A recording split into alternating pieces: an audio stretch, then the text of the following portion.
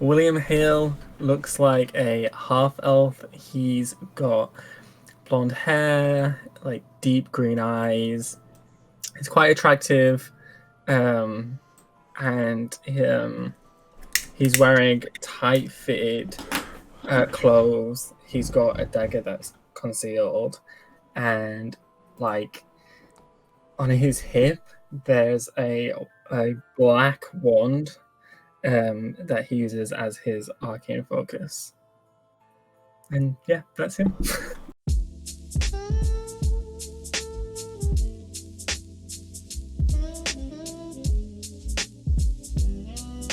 Good evening, welcome along to Chapter 2, Episode 5 of Sogravia, The Last Bastion, our evil campaign. Today I have playing with me... actually, before we do that, one quick announcement. We have lost a player from the evil campaign. And this is going to be really confusing because I'm going to turn off Moon's image, but we haven't lost Moon. We have lost Avis, or Argo, or... I can't remember his original character's name. That's bad, isn't it? I knew him. Strix. I knew him as Jeff. Strix, that's the one. Or, yes, Jeff the Baker Extraordinaire. Much sad. He will return. He will not return, sorry. He has decided to leave us because of the timings. It wasn't quite working out for him in terms of the hours. So we wish him all the best, and we will miss him, and we will move on from there. As such, we have a new player today. None of you will know who this is. None of you will recognise him, I'm sure. Welcome in, Josh. This is my husband, Josh. If you haven't seen him in Drathnaw Keep, or the beginning of Milton, or Seeking Vivian, or Urxos, or have you made multiple one-shots? Cassiopeia, multiple Cassiopeia. Strahd. Strahd, yeah, okay, cool. If you haven't seen him in all of those, well, we're about to witness him for the first time. Enjoy.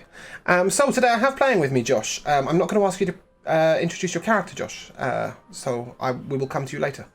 I also have playing with me Kira. Hello, my name is Kira, and I'll be playing Louvon, the Shadowvale blade singer and devoted follower of Evanesca. I have Rico. Hey, I'm Rico. I'll be playing Resnick, the Shadow Veil Echo Knight. And I have Lavi. Hello. I'll be playing Lost, the Changeling Bard Warlock. Fantastic. And we also have an NPC called Samisk, who is currently in the body of the female Tabaxi Ruby. And we begin in the Magus Arcane, in an office. There are 3 adepts for each college that serve the maestro of each college. And in the adept of the enchantment office, we find one William Hale, a half-elf, perhaps. And what is William Hale doing? I'm sorry. I am in my office, and I am currently reading, quote unquote, the Lusty Argonian Maid, Excellent. which is a classic that I like to read on my off time. Brilliant. It's nice and early in the morning. You're prepping your lessons for the class. And you see a young gentleman knock on the door. And your door is open, but he knocks anyway. And he looks up at you shyly. Come in. Okay. This is Matthias. He's one of your students. This is a message from Grendor. Grendor is the Maestro of Enchantment and your boss. Okay. And what message is this? He hands you the piece of paper. Very well. Take it. Would you like anything else? No, thank you. And then he will leave. Before you go, Yes, master. are you caught up on your reading? I am, but I still don't understand everything. The thing you did with the spell where we don't use any words or materials, I can't master it. I've tried. Well, you must keep trying. I'm going to stand up from my desk and walk around it, and then lean back on the front of my desk. I know. It is difficult. I will give you that. But I'm the only one who hasn't mastered it. Some things do take time. Make an insight check on him. Oh. I get used to this dice. That is a 12. 12. You realise that perhaps the reason he can't do what everybody else can do is because he can do things that other people can't do. The nature of his magic may be different. Would I know how specific? He picks up nature enchantments pretty well. But he's in my class. He is. Hmm. Perhaps incorrectly. Perhaps indeed. What was his name again? Matthias. Matthias. Matthias, tell me. What did you enjoy doing growing up? My mother was a gardener. I used to spend my time with her in the gardens, and I always enjoyed that. Do you still garden? I do. It brings me And how does peace. it feel when you are out there in nature? Peaceful, and it's easy for me. I can help plants to grow, I can speak with them. It's always been simple for me.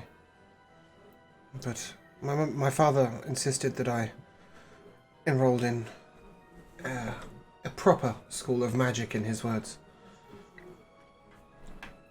Many people can be blind to the power that magic can do, no matter what its form. Leave this problem with me, Thank you, and I Mr. shall speak to you on the matter again soon. Thank You may Mr. leave. And he heads out. I will go back to my desk, put a bookmark in my book, because I'm just getting to a spicy As you moment. do, you cut your finger. Oh, Paper cut. You take... Oh, sorry. No, you don't. No, you don't. I've forgotten we can direct those things now. Cool. Yeah. Kira knows. Carry on. Sorry. Put your bookmark in your book. Yeah, in my book, because I'm just getting to a juicy part, and I don't want to forget where I am. And I will open the envelope and read the note. As you do so, please roll me a D100. Didn't think I'd ever get to use this. That's a 70. You know you need to roll the D10 as well, right? Wait, what? You need You to roll say the D100? Yeah, but you roll the D10 as well, otherwise you can only get numbers on the 10s. Oh, okay. So that's 70. That's 80. 80, there you go. And so, when you read the note, it says, My dearest William. Which is a good start, really, considering it's coming from your master. It says, it would seem that you are summoned elsewhere today. Enclosed, you will find a second note from that I received. Please follow the instructions. I will have your classes covered today. And inside this envelope is also a small golden statue of a mule. Anyone carrying this may carry twice as much weight as usual. Interesting. And what does the other note entail? As you open the other note, it simply states, Oh, that's interesting, actually. Guys, did we ever decide what language the Shadow Elves speak? Elvish? No. I think we just have it listed down as Elvish, but it is written in the Shadow Veil tongue. Okay. It is also, to anybody who's reading it who isn't Shadow Veil, it will appear in Elvish. You did. I'm pretty sure I did. Did we decide? I think it starts with I think it starts with an N, and Lucius is currently trying to learn it. Yeah, I might just be Undercommon. No, Yeah, I you thought had it was a specific undercommon. name. I thought I don't know. We'll have to look this up. I don't think I think we tried to make a decision, but we couldn't work it out. Regardless, you see it in this Elven script, and then you see it in its true form, and it says you must report. We have a new mission for you. That is 70 Rat Alley, and then it's signed Kissner, with a little mark of the head doyen. What is in my office? This is going to sound like a weird You tell me. question. Okay, well, can I have a fireplace? Sure. Great. I am going to walk over to said fireplace and throw both notes into it. Okay.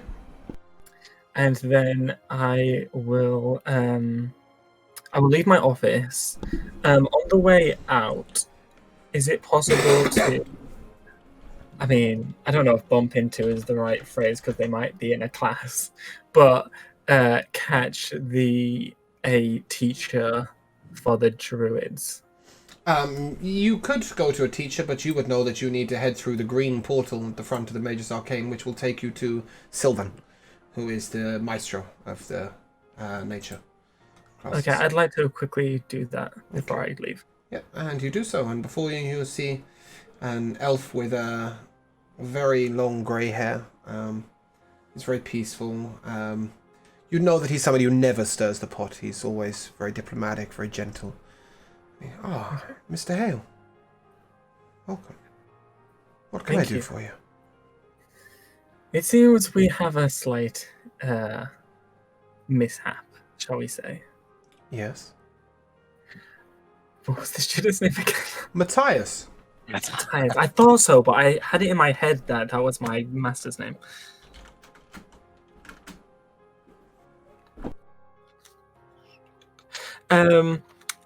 A student in my class, Matthias, he isn't learning at a speed at which he should. In fact, he is frozen in his magics because he's in the wrong class. He is not progressing, and I brought it up to him to find the root of the cause, because if our students aren't flourishing, then we are in sorry shape. His mother was an excellent student of mine. It would seem that his nature magic is coming through. Yes. You wish me to discuss this with his father? Yes. Be delicate on the subject. His father doesn't see magic through natural means. Wait, that's not. Yeah, no, that works. That works. Sure. It's not quite right, but yes, the magic of nature. Yeah, nature. Doesn't see it quite as useful. Perhaps you could convince him otherwise. That might be a simple task, but the true task is getting the boy to be at peace with his father. I will go and visit them today. Thank you very much for bringing this to my attention. Thank you. I will be out for the morning, so... I will inform Master Grundle, and he will let you know in due course, I'm sure. Thank you very much. I will see you later on.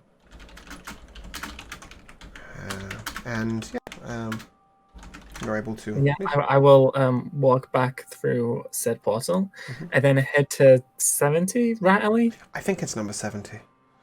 But yeah, anyway, and we will leave you there, walking through town. And we come to our party. As it is approximately 9 a.m. in the morning, and we come to Losk. Losk, you are listening to a voice in your head, telling you how last night somebody had discovered your name, your true name, and were attempting to use it against you. It tells you, so I scoured his mind. His name was Gideon Dawnstar, though you knew him once as Gabriel and Asimar. But someone came, and they took a large part of me away. A Sebastian. He flees to the Tomb of the Kings. That doesn't sound right. First of all, Gabriel's dead. Second of all, Gideon is the reason why all my friends are dead. Gabriel would never do that. Gabriel and Gideon are the same person.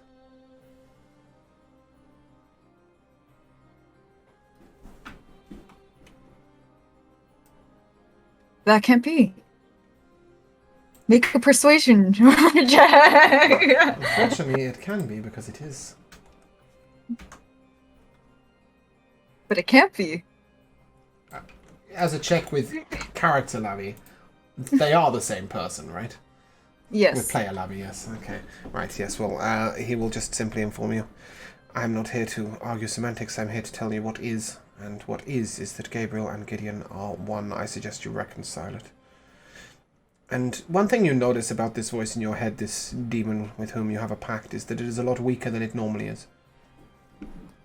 Alright, shut up, wimp.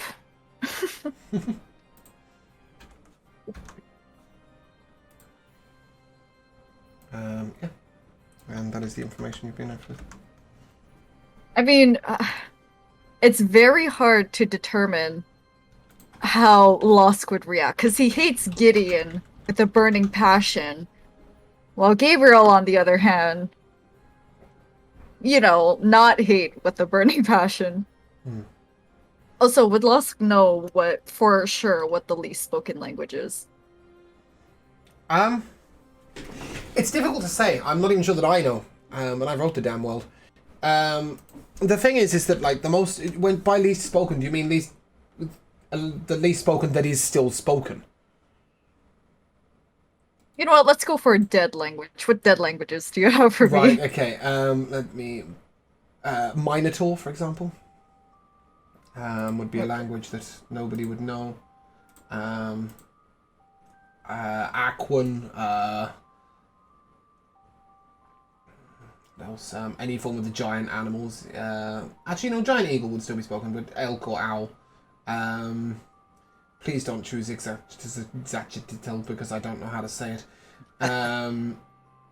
Oh, they speak Netherese, the Shadowvale. Sorry, that's the language. Netherese.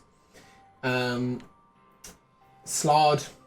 Yeah. There's quite a few of these that you can have. Umber Hulk is probably spoken by an Umber Hulk in the dark, but it's not going to be spoken by anyone else. Zemnian.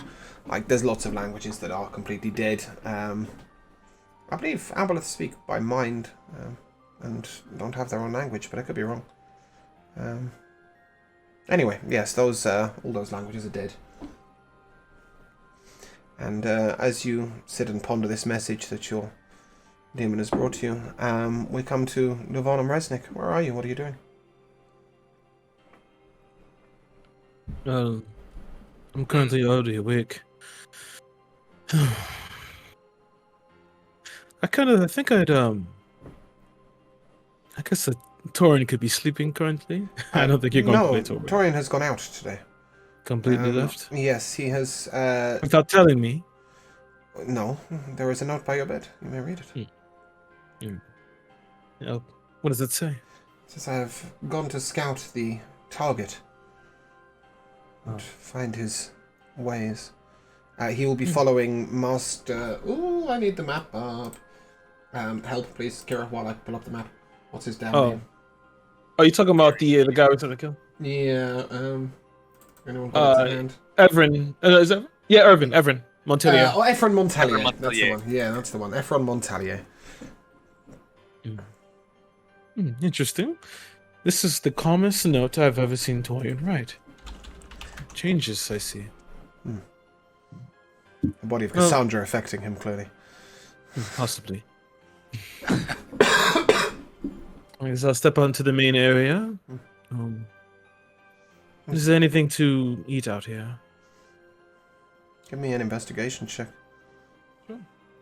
It's been a while. As you do so, though, flicking through the fridge and the drawers, you try so a bit rapidly. You take 3 points. You take 3 points of piercing damage. And you find one good berry left in the side of the fridge. But other than that, no. Nobody has been shopping. Nobody has got any food in recently. You do see a box with an exceptional-looking meal in it that simply says, "Do not touch Kistner." If you wish to eat that, be my guest, but I wouldn't risk it. At this point, Resnick would probably come out into the main area and look over at Luvon and say, "Anything to eat?" Would you like to PvP over your one good berry, or is somebody going to go to the damn shops? No. You can have it. I don't need it. Resnick will grab it and just like munch into it. Fantastic. And Samuska's already gone to work, correct? He left very, very early this morning, but way too early for work. What are you doing today, Luvon? I'm pondering. Torian's out already scouting for this. I'm finding the best time to kill this Evren. Oh, the Montelier fella. I was wondering, what do you suppose we do about the girl? I thought about that. Samus wishes we don't touch her. He's definitely grown soft. Indeed. Can we trust him? Truthfully, I don't think there's anyone we can truly trust, not even each other. But maybe the fact that she is lowborn, she may not be useful. However, I don't want her growing hysterical after the death of her beau. Perhaps we can convince her to carry out the deed. That would be a spectacle. Something interesting to see. Oh. But then I wonder if she would become damaged goods for Samisk. Speaking of whom, you hear the door open at the top. And coming downstairs is Samus. Good morning.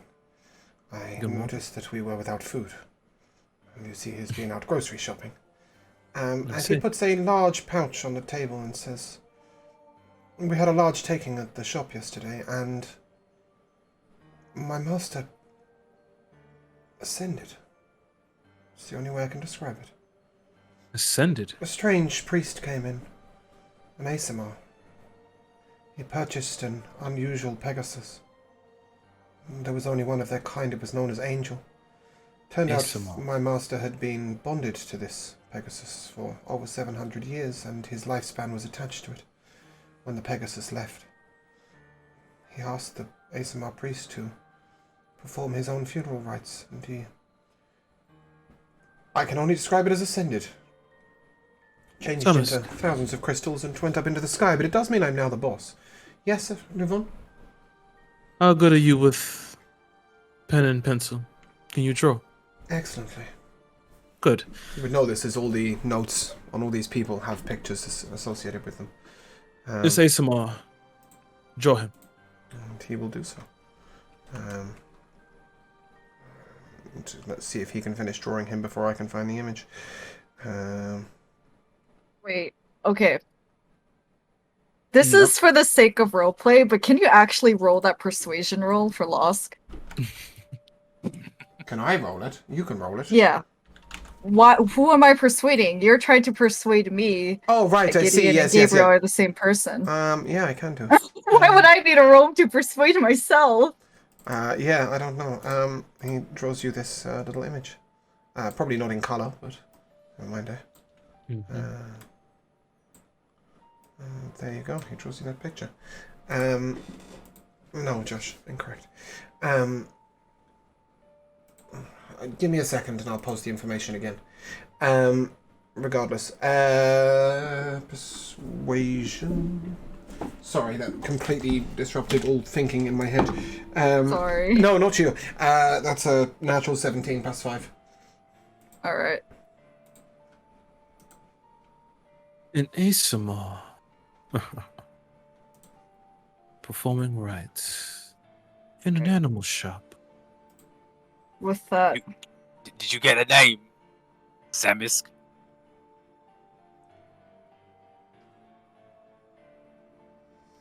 I did. Gideon. With that high roll, I would like to walk into the room. Mm-hmm. I would prefer if you don't hurt him. You know him? Perhaps. Well, either you do or you don't, Losk. I didn't say no. I didn't say yes. I'll slide the image over to Losk. Is this the one you know? Is this him? Apparently so. You know, he was a lot more innocent looking as a child. I'm sure I did too. Oh. You want to handle him? Or you suppose... What do you mean by handle?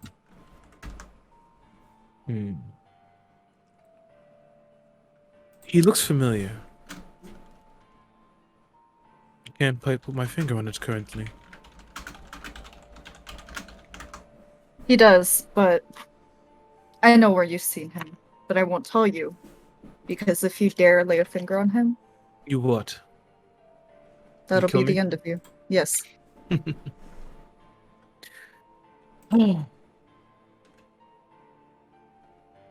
to the Shadowvale has given you quite an edge, Losk. I feel like it has also taken away my patience. Patience or no patience. There's one truth that'll be here. If he crosses, he dies. Anyone standing in the way of Avaneska, all dead. That's the truth of the matter. But, out of respect for you, I won't touch him. This is the only person I care about. Maybe you didn't learn everything going to the Shadowvale. But maybe you'll learn soon enough. Anyway, don't you have a woman to appease or to seduce? I prefer to not seduce, but is Sam still there? He is. He's also Okay. put a pouch on the table of his earnings from yesterday, which he missed All right. between you. Just making sure. One more time. I am attractive, right? This needs to be spot on. Very much. Samus. I think you look exquisite.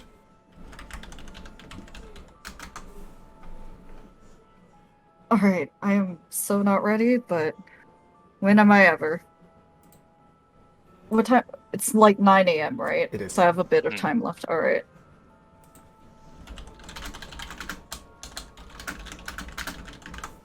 And at this moment, there is a knock on the door. Up top. We're really busy this morning. Aren't we always? Oh, that's exciting, isn't it? Don't even know how that happened. Multiplied Akira. Sorry, questions were being asked in the channel, and to reply, I have to turn the cameras off. So that's why, and then they all came back on with Kira having two faces. I infiltrated even my party members. Resnick will get up to see you at the door. Okay, when you get up there is Josh. Please describe your character. Okay, so William Hale looks like a half-elf. He's got blonde hair, like deep green eyes. He's quite attractive, and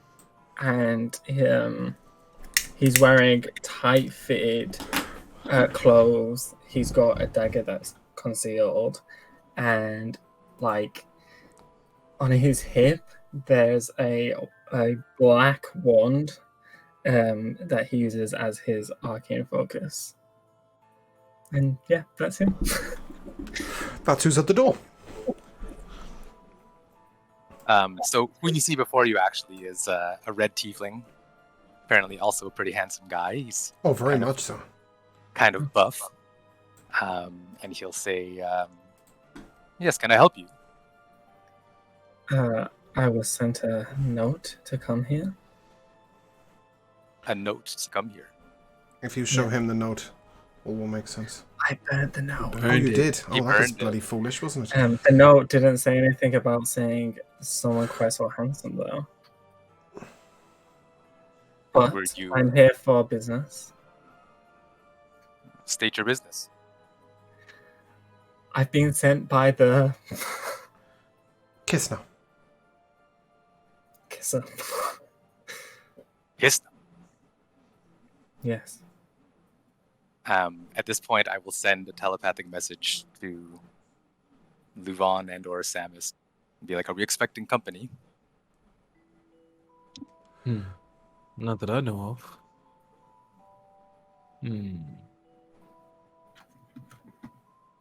There's someone here. I know. Says he was sent by Kisna. I will keep questioning him, Resnick.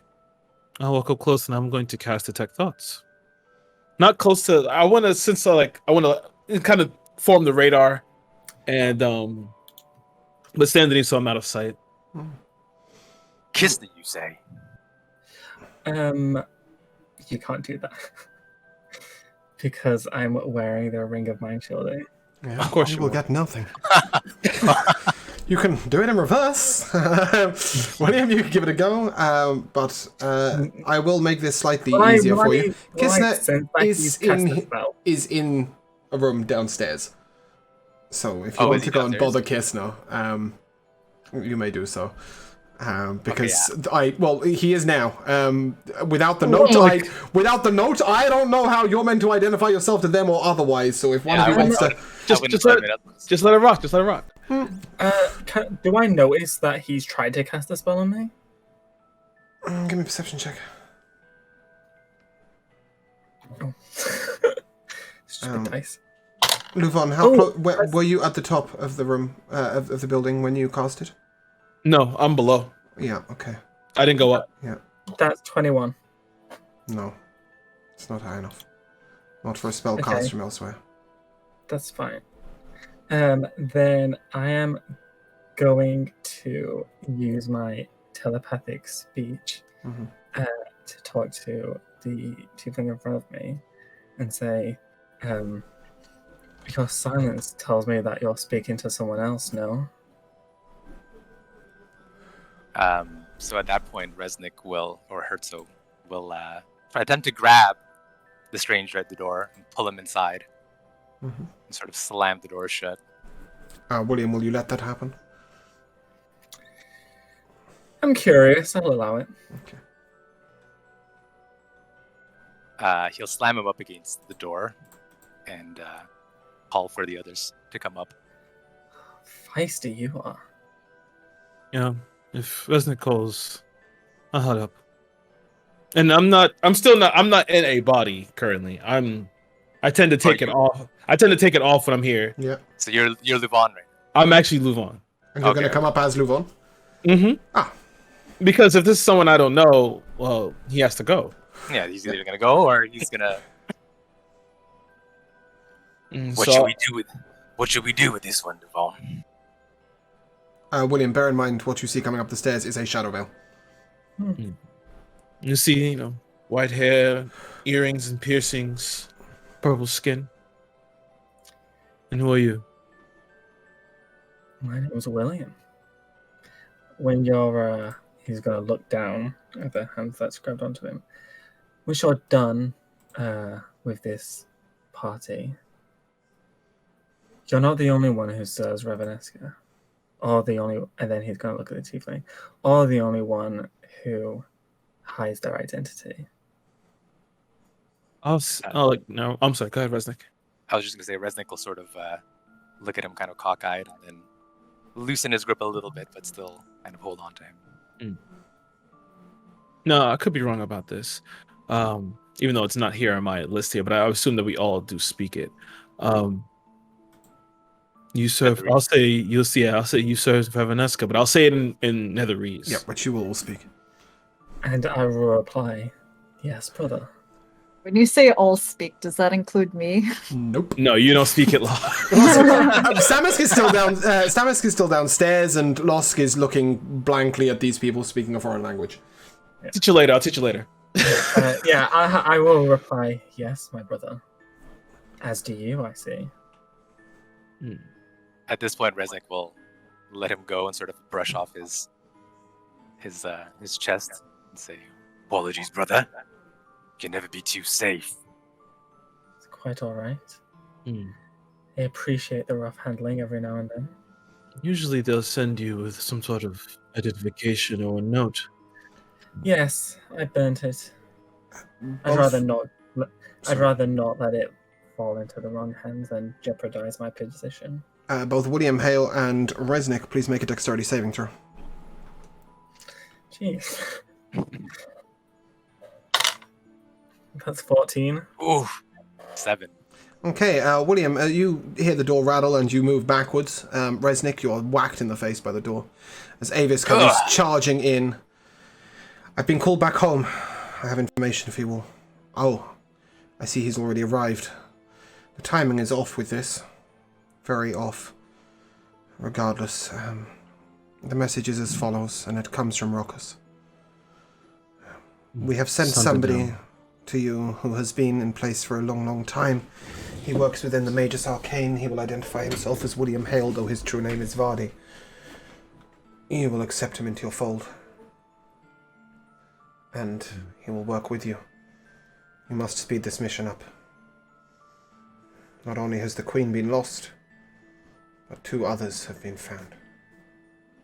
2 others? And the parents, the foster parents of the prince, their bodies were found, along with a dart somebody carelessly dropped. A dart from the homeland.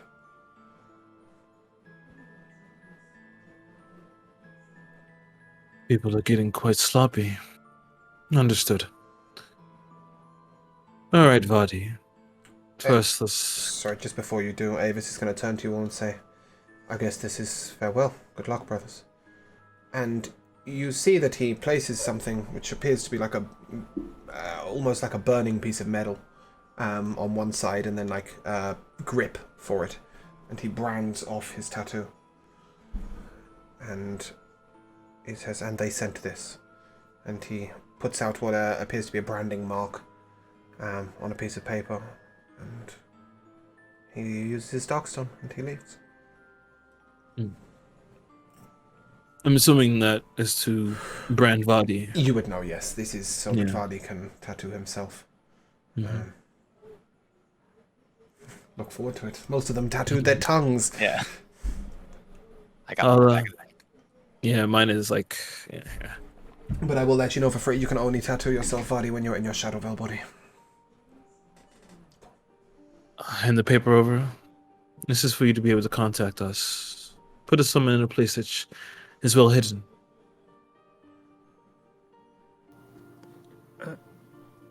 Wait, me? Yeah, Vardy. though how well you hide it's fairly irrelevant unless you're walking around in your Shadow Veil form. It doesn't show in your human form. Then I will Half just elf put it. My You will need, yeah, I mean, for now, he means when you put it on your body. sure. Well, So- Who's at the door? Oh, yes, we have a changeling downstairs. Let's go. Come on. Come on inside. I'll If close it's the the door. pizza man, ask him how much tip is. What's He's had pizza? extra meat. I'm afraid we've lost our maker. Hello, Losk. This is, he can introduce himself. And I'll go and sit down at the table and go through the groceries that Samus has given. I'll take an apple. He's Might cooking into it. breakfast.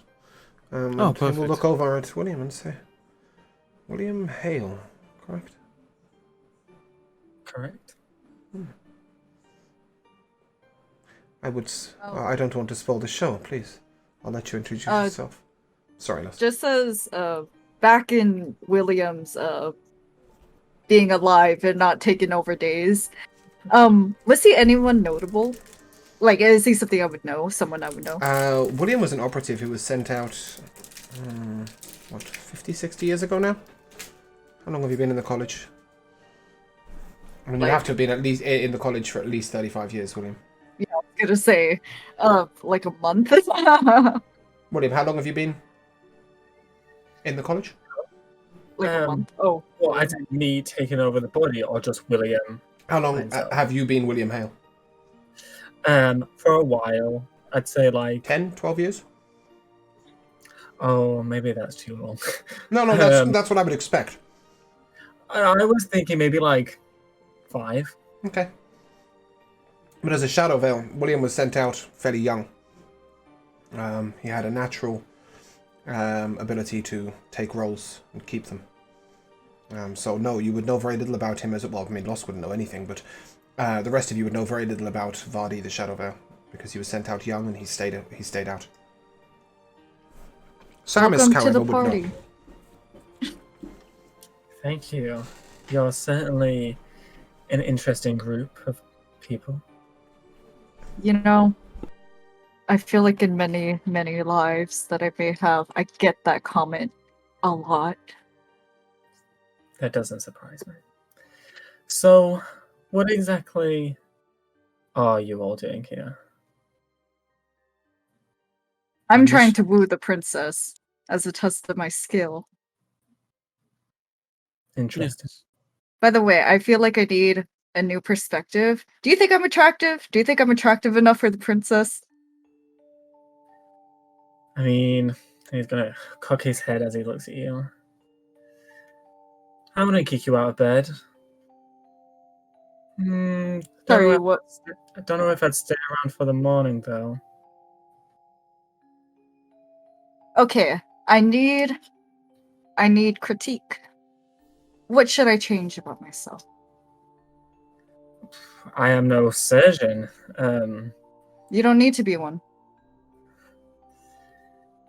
Well, the nose could be a bit smaller. The hair could be a bit shinier. Skin, and he's gonna walk up to you and like, not on your face, but like maybe on your arm, go like that. Skin Oh, perhaps a bit softer. okay. First of all, no touching. Only looking. Well, you asked my opinion. I didn't ask you to touch me. I asked for your opinion. Yes, but that is if you're going to seduce someone, they are going to touch you. No, I don't want to seduce someone. Is that not what you are doing? No, seducing is when you're trying to get somebody in your bed. I do not want to do that. Then what are you doing? Wooing her. By Being attractive and with my Right. natural charms. and But I you- am not trying to get her in my bed. First of But all, you- that is... Do you think she is just going to stand there and look at you? That she's not going to want to touch you? And socialize. You see, in here, you know, amongst the nobles, it is a huge no-no to, you know, bonk before marriage. You know, closed doors hold many secrets. No, I'm not interested in it regardless. I am a good boy. Very well. I wish you many luck in your Interesting. Alright. pursuit. I will feel you change I'll change my appearance to what William suggested. Including the skin? Yeah, I think I could technically do that, right? I'm pretty sure. Yes. I can. I'd assume so. Yes. So yes.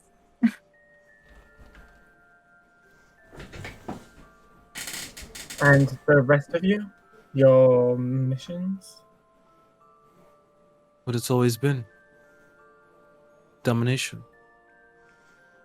Thank Through you. what means? Well, Losk is going to do his thing in terms of trying to woo this princess. Indeed. Should be fun to watch. Eventually, we'll take her for ourselves. You're already in the Mage's Arcane, which is already helpful. The Furian Guard is also on our list, as well as the Dawn Guard. Slowly, we're trying to make our way through the... I'm sorry, Resnick, please. That's okay. I was just gonna say Resnick nods and says, "Speaking of, I've got a post today, Good. and I'll have a. Well, what time is it around now? Approximately 11 o'clock in the morning. Oh, I have to get to my post. We can rule that it's... you start at 11, don't you? I can't remember was it 11 or 12. I think it's 11 till 6. Could be 12. Okay. though. Yeah. So then Resnick will say, "Speaking of, I'm late." And he'll just grab whatever piece of fruit or bread from Samusk's. You can take a beautiful fried egg bap. Oh, Yeah, he does a good breakfast as Samus. Oh, now I'm hungry. A rare opportunity he gets to. Bye. Have a nice day. Did you want to take your cut of the money before you leave, Samus asks? no, leave it here. Okay. Alright. So, There is 120,000 rubles on the table, Oof. so please don't leave them lying around for too long. Or quite simply, 20,000 each. Okay, I'll remember to put that in my room when we get back home from work. And Resnick leaves. And Resnick is off. all right. So, William, you've been here for quite a while. Yes. What is the Mage's Arcane like? What are their secrets? What are their weaknesses? Well, the weaknesses are, like most people, like most organizations themselves. Infighting, differences in how to teach, what magic to learn. Students always have interesting opinions on what should be done. Really, I could sit back and do nothing and watch them implode on themselves, but I'd like to pull a few strings while I'm there. Is that so? What strings have you pulled? What are their names? In your expert opinion, how do we crumble them? So, I would love to know. let me fill in a little bit of information here for William, because he's only had 3 days to read the law, bless him. fuck you, So, Kira. your immediate leader is Grendor, and somebody you've worked quite well.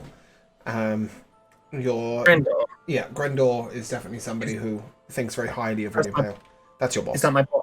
Oh, Your I line thought manager. Ernest, Wilden. Okay, no, your line manager, the maestro of your college of enchantment is Grendor. So, yeah, and then you have 2 colleagues. One is called Josh, and one is called Sailor, Saela. And they are the other adepts of the enchantment college.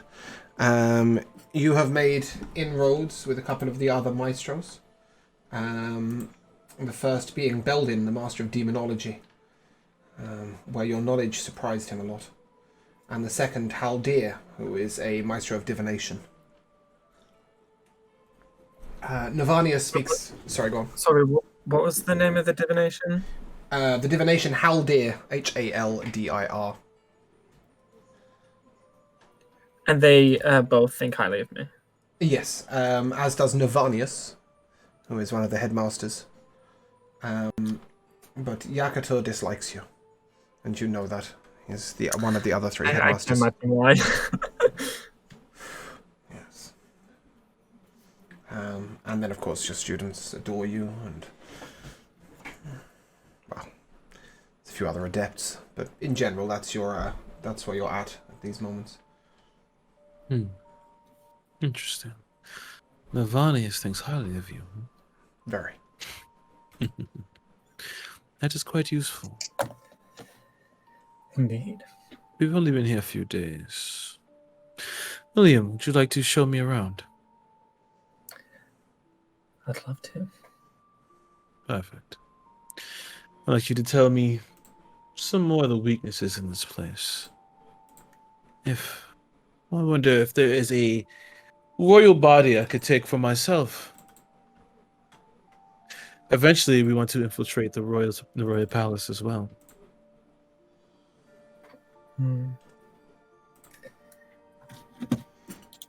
If push comes to shove, would you be willing to abandon that body for a short time and use another? I must. But I'm rather fond of this person. I'd rather not leave it for too long. Fondness is a weakness. We are apex predators in this world. Don't you agree? I wouldn't agree that is a weakness. I don't believe jumping from body to body really gets much done than the base. I see. Give me a moment to prepare myself, and then I'll be ready to go. Very well. A moment you have. William, you'll notice that Avis has vacated a room for you in the basement. Obviously, William, you do have your own house,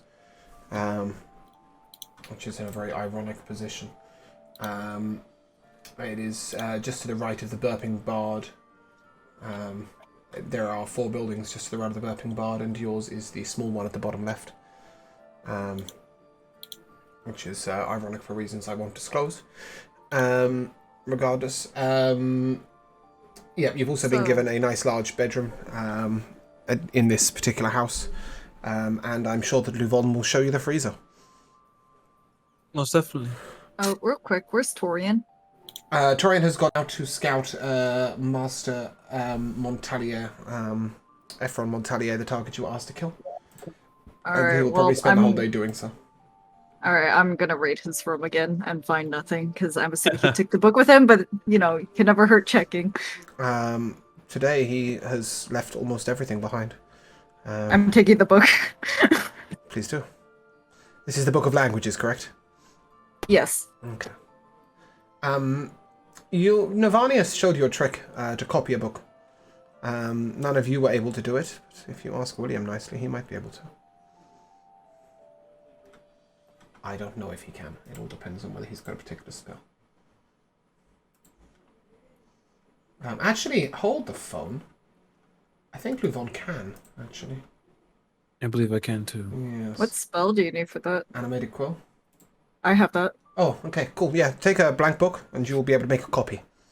Alright. And you can put it back in Torian's room without upsetting him.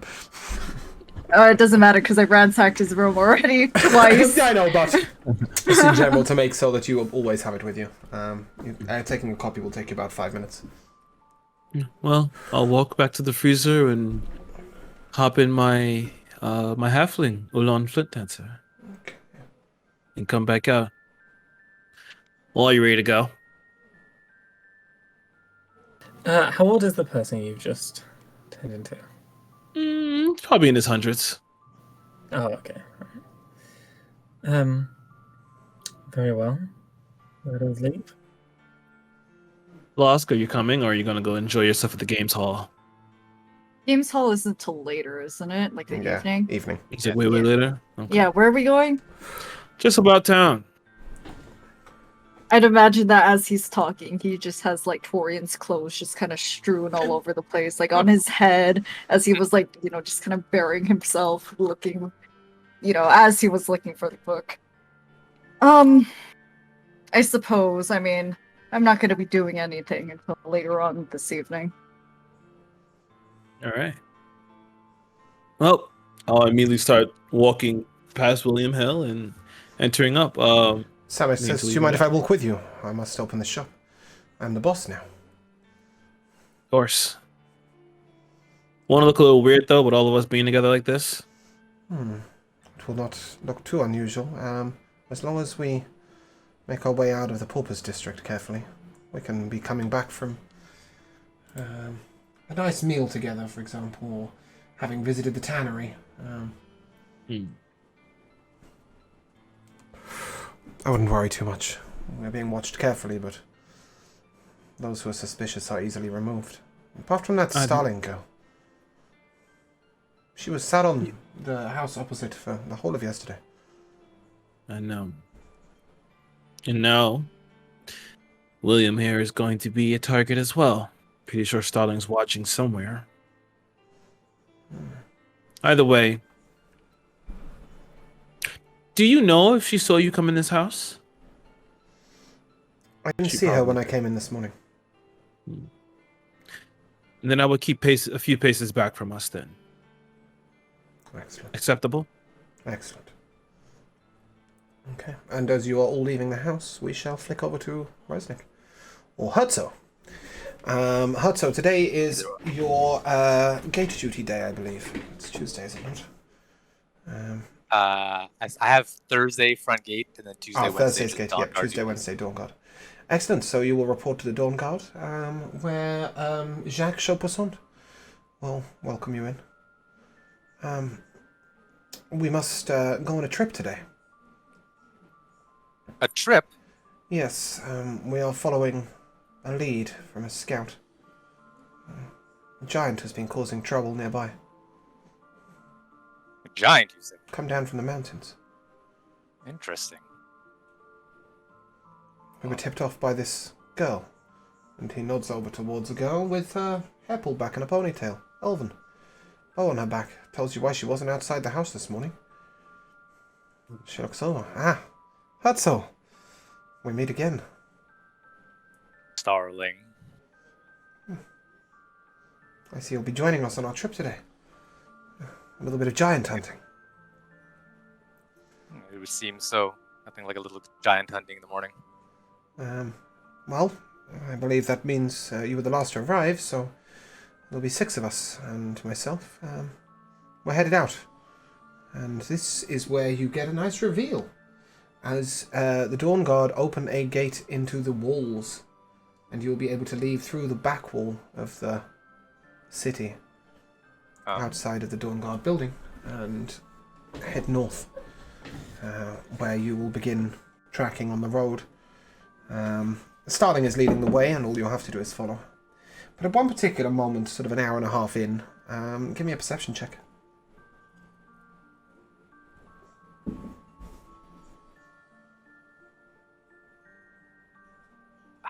Terrible. 6. You don't see it coming, I don't see but nothing. Starling does. As a worm, wormling, I guess would be the right word. Yeah, dragon worm, not worm as in whoop, whoop, whoop on the floor. In silver.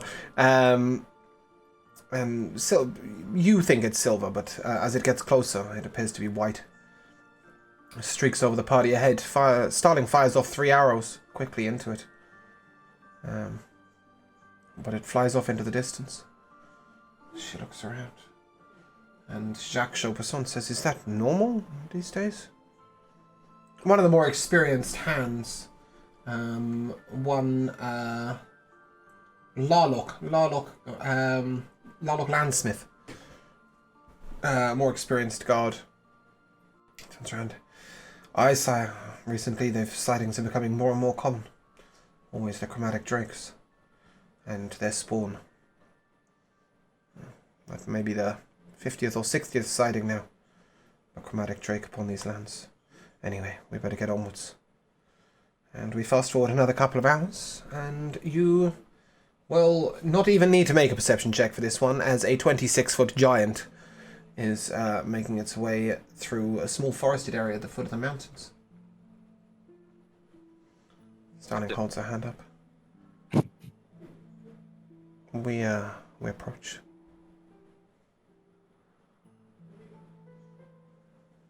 Yeah.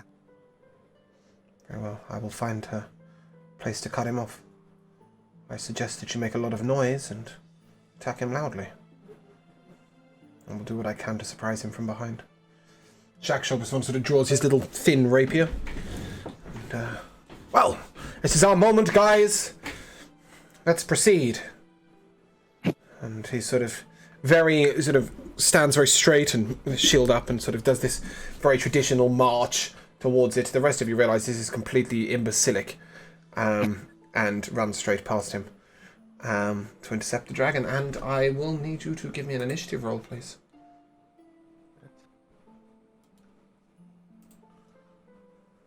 Go with 12. Okay. That only means that you'll be going second. As opposed to first. Bear with me a second. Ooh. Come on. Go, little machine. Go. You can do it. I believe in you.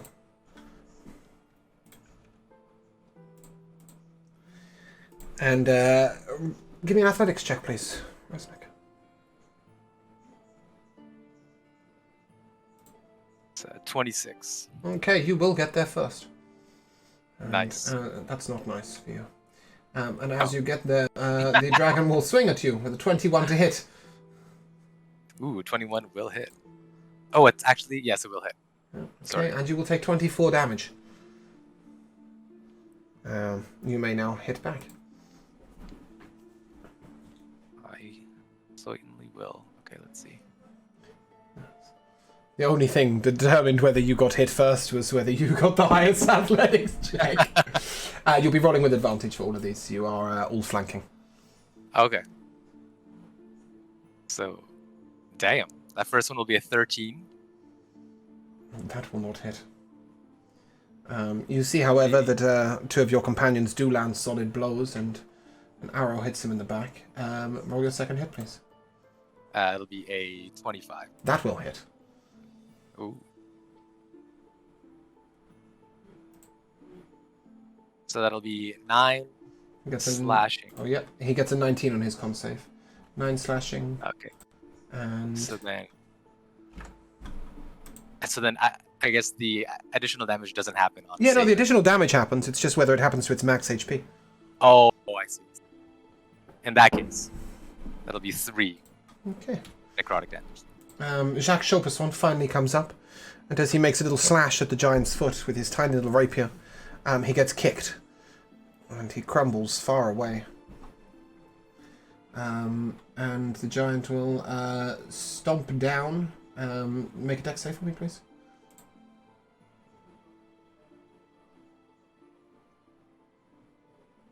All right. 23. Okay, you will take 9 bludgeoning damage, and are not knocked prone, and you may swing back. As you see a couple of arrows hit from Starling, a couple more hits from the rest of your party, you notice that the Cloud Giant is wounded. That will hit. There, that was he failed the his con two- save. That was a 2 for thing. Yeah, so the first one will be a 10 slashing plus another 3 necrotic. Yep.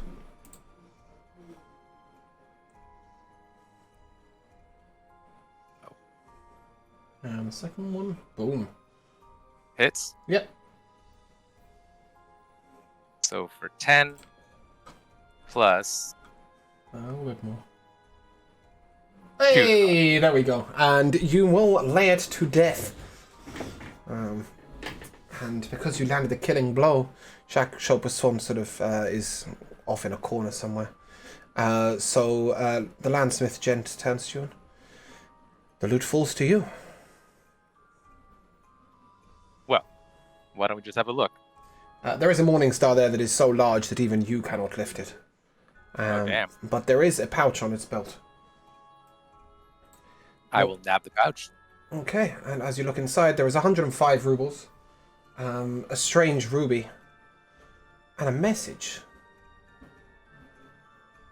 A message. Yeah, it looks like it's taken this pouch off of someone else. Is it like a written message? Like a... It is a handwritten message, yeah. And it's written in common. I'll have a look. And it simply says, the Lord will be coming to the Tomb of Kings on the morrow. I'm going to pocket that if I can. Discreetly. Yeah, give me a sleight of hand check. Ooh. Very low DC, don't worry about it. You should be okay. Yeah, you're fine. Well, You're able to Okay. pocket that without anybody noticing. And then as you look over, you realise that Jacques Chauperson is actually quite severely wounded. oh no. I will run over to him and kneel down and say, Captain, The are medic you feeling? the medic of your group will inform you that he has 3 broken ribs, and one of them is close to his heart. He will need to be carried carefully back home. I will This take is- this Sorry, burden upon myself. Good. This is his first mission as the captain of the guard, and he's had his ribs shattered in. What a tragedy. So you'll be able to make your way back with him, and we will leave you there as we'll at some point get back. And we come to the group.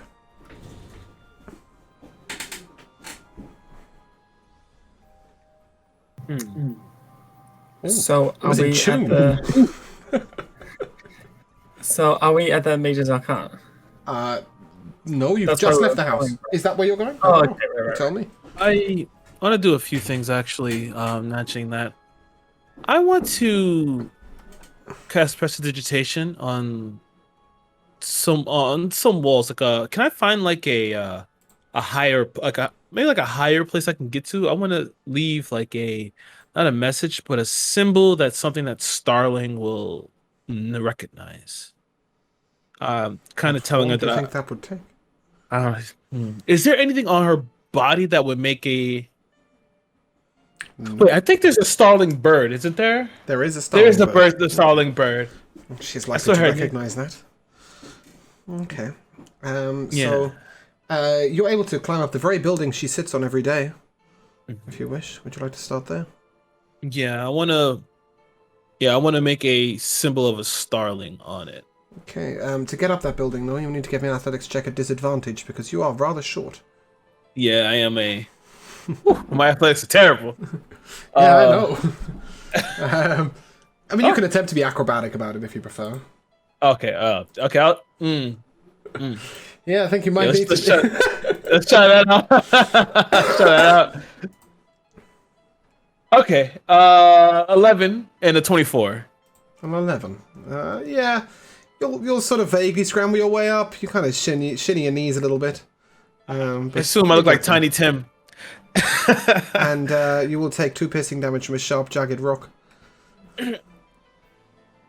That's fine. Okay, I'll get up there and go ahead and make the little starling image, and I look at it. I wonder. Where else would you like to place these?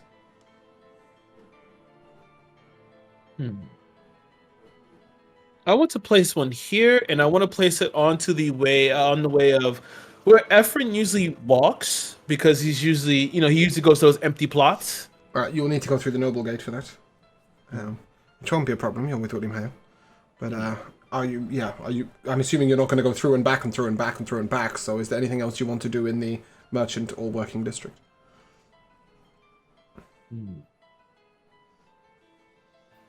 No. Okay.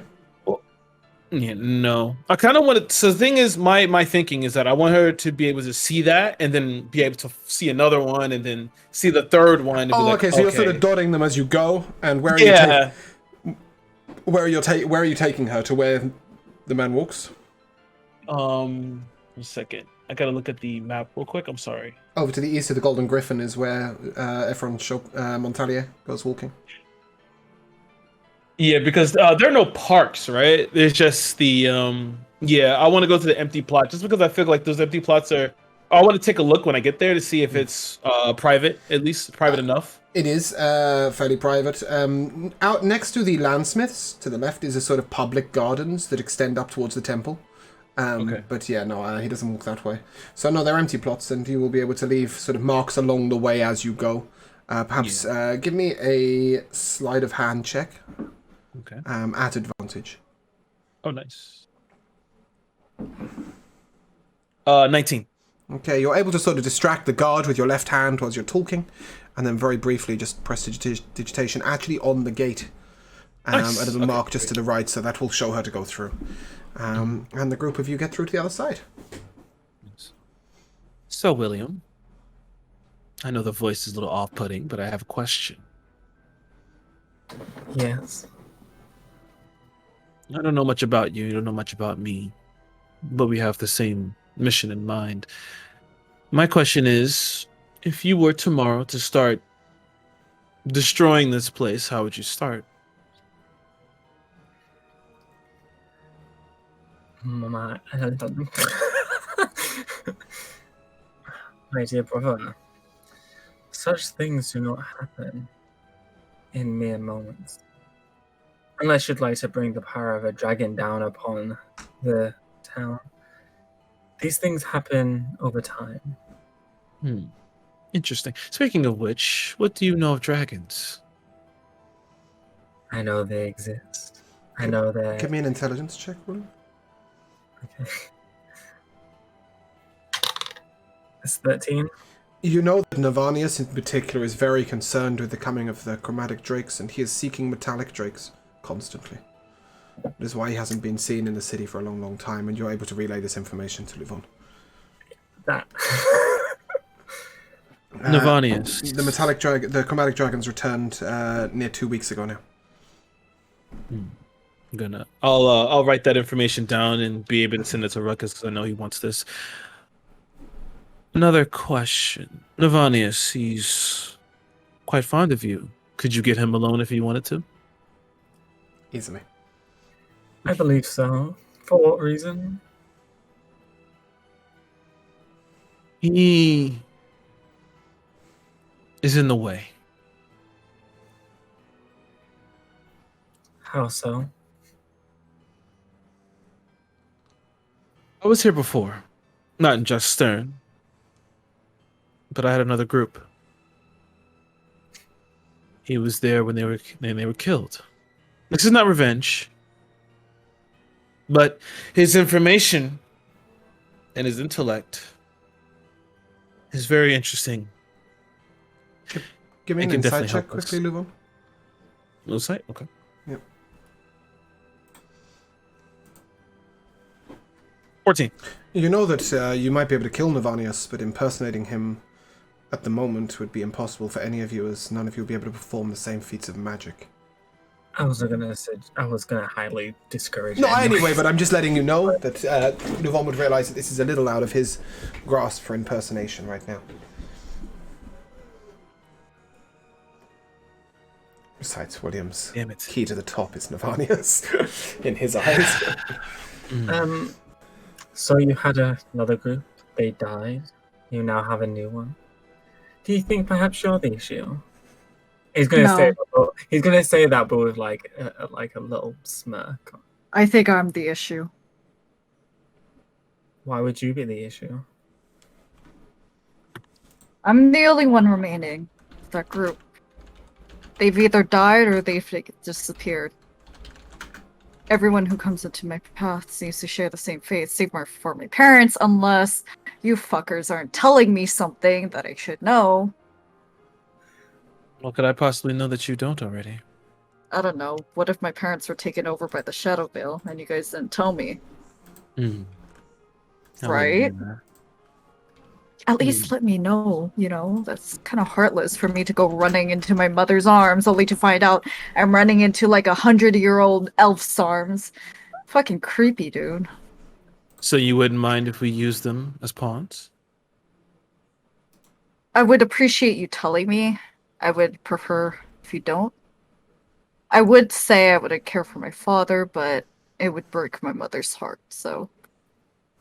Wouldn't that be hilarious? To you, for me to kill your father, and you have to call me daddy. Interesting. That's terrifying. That's disturbing. I believe that's what most humans call jokes. I'm part human, but I'm not human. I take the form of not human. Anyway, as I was saying, there was another wizard I knew. He died. There was a pirate. She went missing. There was a gnoll. She went missing. Well, I just found out Gabriel was alive, but... The gnoll left on her own accord point, and was and is very much alive. Yeah, but Still, yeah, I'm never just making got sure closure on that. No, you didn't. You didn't. You just know she went to visit her dwarf friend and didn't come back. Well, yeah, she's missing because we didn't get any information as to where she went. And then my dear friends Warren Strix and what's the other guy's name? Well, whatever his name is, he fucking hated my guts. Huh? Tylon. Yeah. Tylon Cinderstorm. He hated my guts, but I tolerated him. We got along well, and then now they're both dead. So, William, Navanis is definitely a key player in this. But do I notice that he has, do you have any machinations for Navanius? William? Plans. Thanks. Me, big dum dum. Plans? I have ideas. To set them in motion now, it's not the time. I just want to be there when he dies. That's all. You will be. But like I said, this is not a short game. I know. I'm in no rush. Samus, is he still with us? Yes. He's muted, but he's here. I'll walk with Hill to Samus's place of work to drop him off. As you do, make a perception check. Where's my mouse? There it is. That's a 6. Samus turns to you. The stool. The golden being. The hair, the golden eyes. Yeah. The wooden beads. It's gone. Yes. Hmm. Curious. Are there any signs of it being here before? Nothing. It's like every single bit of it is being cleared out. The stool is still there, but like all the baskets, beads, the person, everything that went with the stool has gone. Even the sign that was elegantly made across the top. Can I just investigate? Is there anyone who's going to stop me? No. No, there's nobody there to stop you. Yes, you can investigate. Okay. Just clarifying. That's a 10. Laval was like shit. Regardless, it's an empty wooden stool. You notice one little wooden bead that's rolled off to the side. But as you touch it, it feels foreign to you, almost painful. I'll hand it over to William. What do you make of this? William, as you look into this bead, it is like an eye that you can see into. Inside you see images of power. Like a sort of, it's like a dark light, if that makes sense. It's like a darkness that glows from within. It's comforting to you. And as you hold it, you hear a message in your mind. The time will come for you to take the reins of power. Don't let them slip.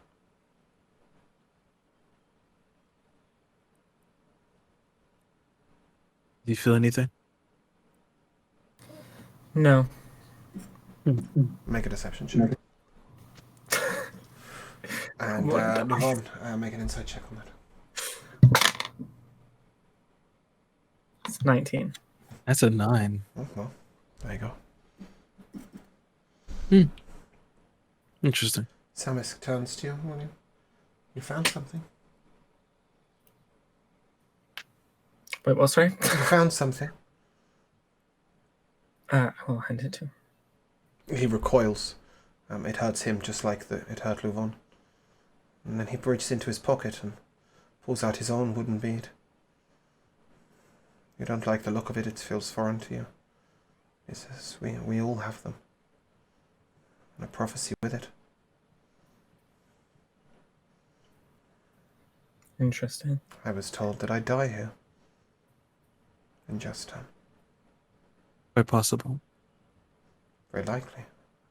But I've died 3 times so far, and I seem to be doing all right, so I took it with a pinch of salt.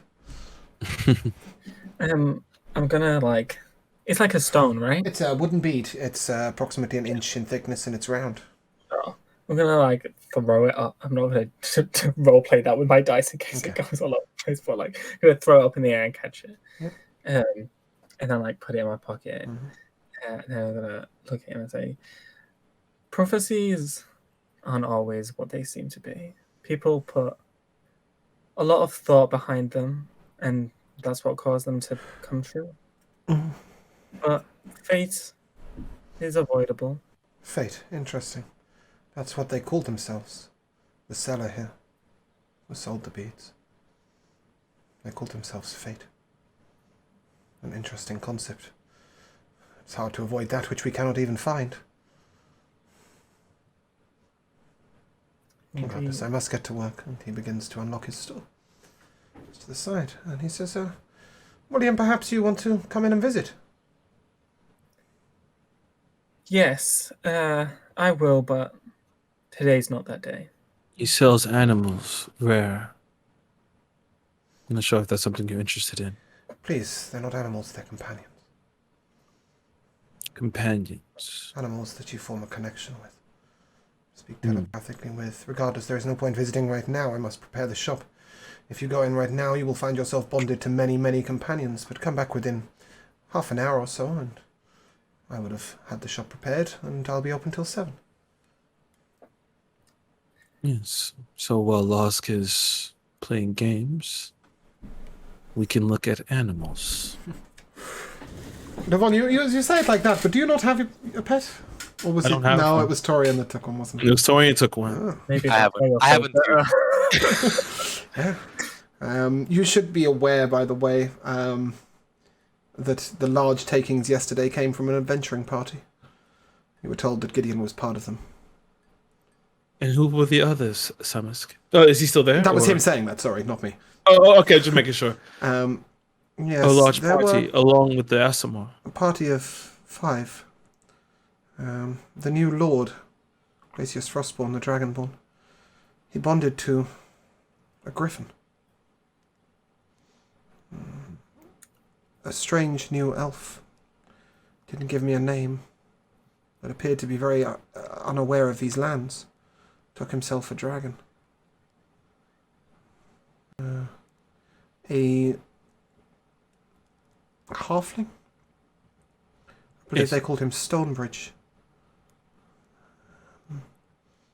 I got a strange vibe from him. Like he was Strange how? watching and listening more closely than the others. He took a spider. One that can go invisible. Silver. Dorian would like that. And a woman. I felt a radiance of power from her. Strong in the arts. Her magic was similar to yours, Luvon. She took herself a raven with 3 white feathers. Her name was not given. However, Samus, can you please, when you have the time, draw them, just like you did the ASMR. Their records are already in the drawer. 3rd shelf down. 3rd drawer down, sorry. Thank you. But a name for the elf I have not found yet. That is okay. In time, I suspect, if I think they are who I think they are. The Stonebridge fellow has also been seen hanging around the Salty Dog, which is next door to you guys' house. Oh. Perhaps he's akin to us. I don't know. But the others, not so much. They see themselves as heroes of some sort. And they travelled with the prince that died. But they did spend good money. Sacrifice. Rambling on in pain, constantly trying to right this terrible, terrible place. What a waste. Quite. Well, he'll go in and get set up. Yeah, have a good day. You too. And you see that he puts on a little smile and old Ruby's back and good day, we're opening soon. And the sign goes up in the door. So they're open. I'll save him the pain of mocking him for the 2nd time. I thought you'd give him a cheeky wave as you walked past. Yeah, I'll do like a, like a little wave with my fingers. Mm-hmm. Wink at him.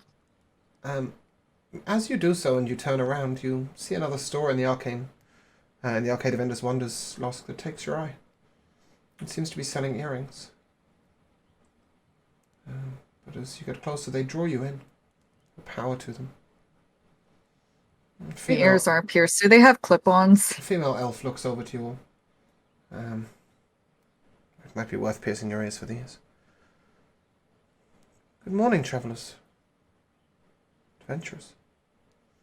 You have magics. Especially you, and she looks at William.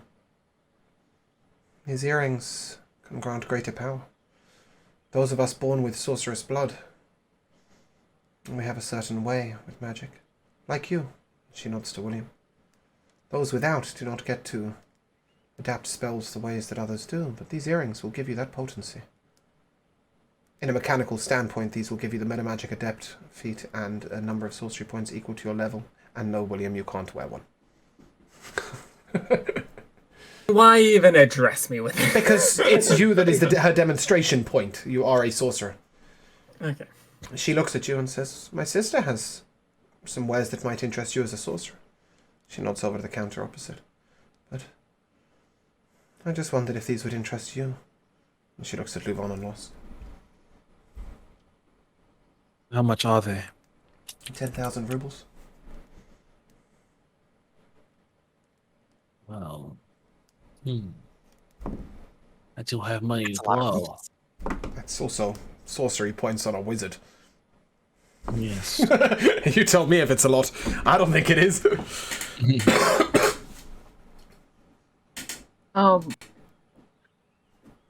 Where was that lady that worked in the clothing store? What store was that?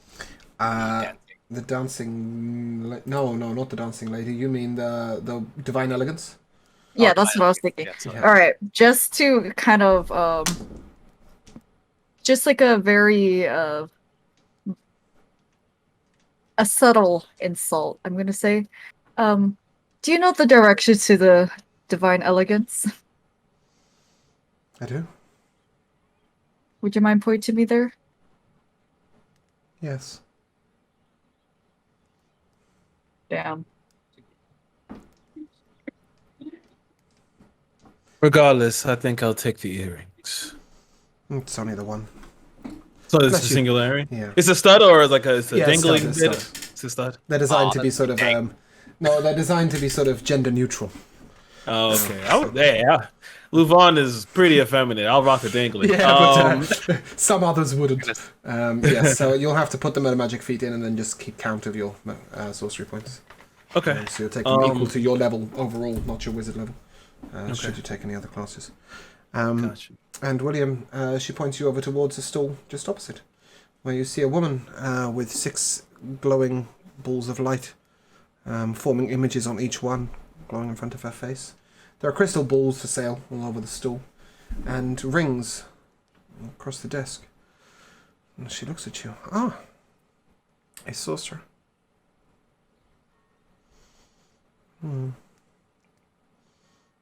Are you schooled in the mystic arts?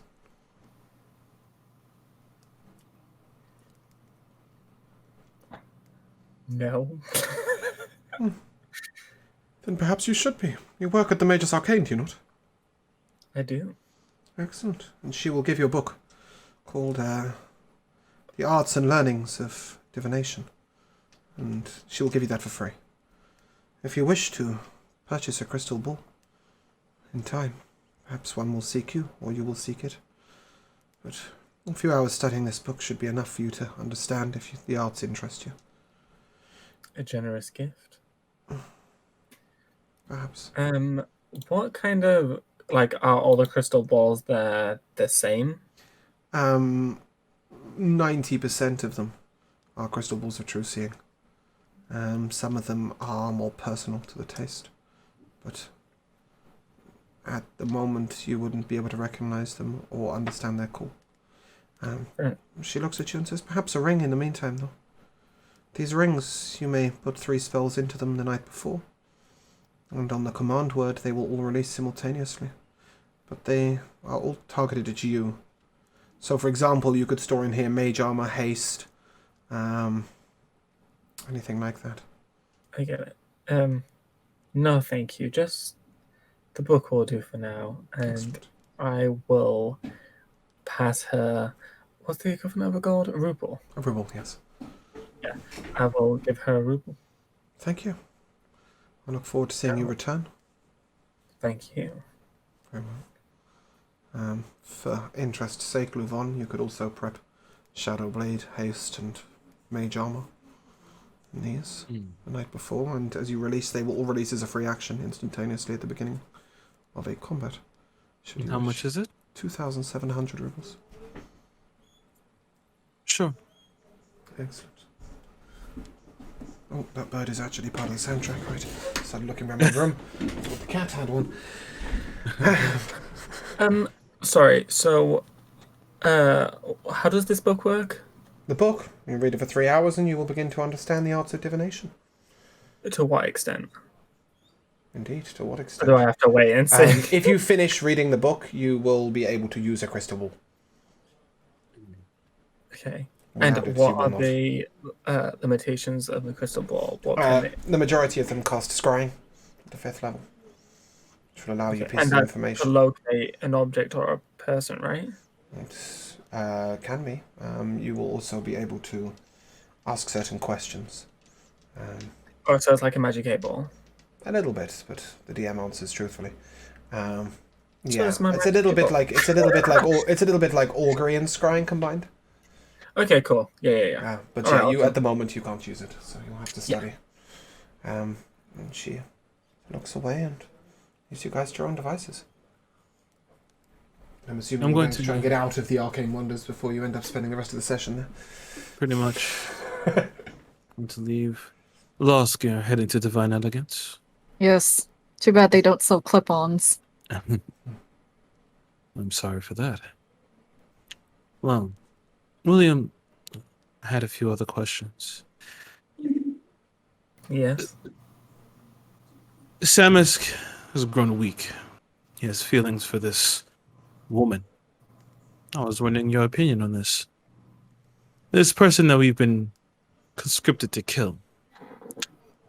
We've thought about using his woman against him. Yet Samus doesn't want her hurt. What do you feel about this? Who is she? She's a lowborn, punching above her station. Truthfully, she's but a stain on the world. She wouldn't matter in the grand scheme of things. True. Who does she know? Yes, Losk? Well, well, frankly, I wouldn't know. I feel like this may be I may be out of line for saying this, considering that I literally ran away from, love itself. Yes.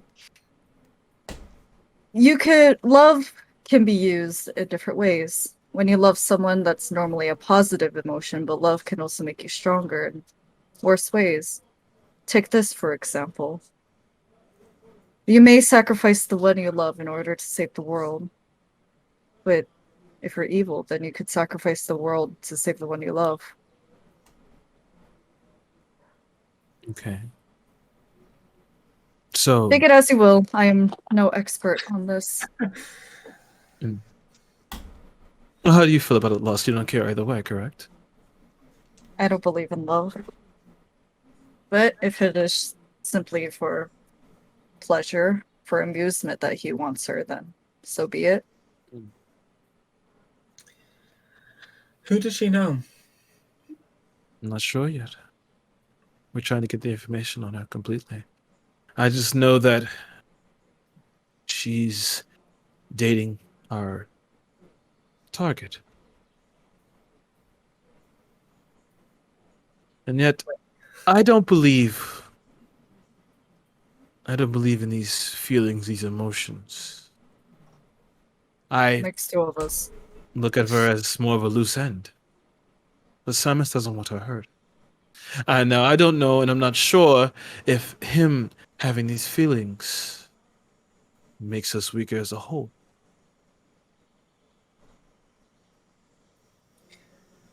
You're very intriguing, Uvan. How so? Your opinions on things. You seem very wrapped up in weakness, power, Maybe he's trying to compensate for something. We can talk about boys at our little sleepover tonight. Actually, speaking of boys, was this man masculine? Our target? Yeah, it's Not particularly. Look at me like a butch kind of guy? He's or? male, but he's not particularly masculine. Oh, okay. But, Well built or like lean? No, or... he's quite small, quite short, quite thin. Okay, so that's Losk, except take away the very small amount of muscle he has. Yeah. And at this moment, we will flick over to Resnick. Resnick, you are just getting back to the Dawn Guard with the body of Jacques Chaupoissant. He is injured and unconscious, but not dead. I'm cradling him so softly. Oh, how gentle. And as you arrive back, Genghis is waiting. I see your first mission was somewhat successful. Please tell me the giant is removed. It has been, sir. I dealt with the issue myself. What's your name? They call me Herzog. Ah, yes, you like me, fellow.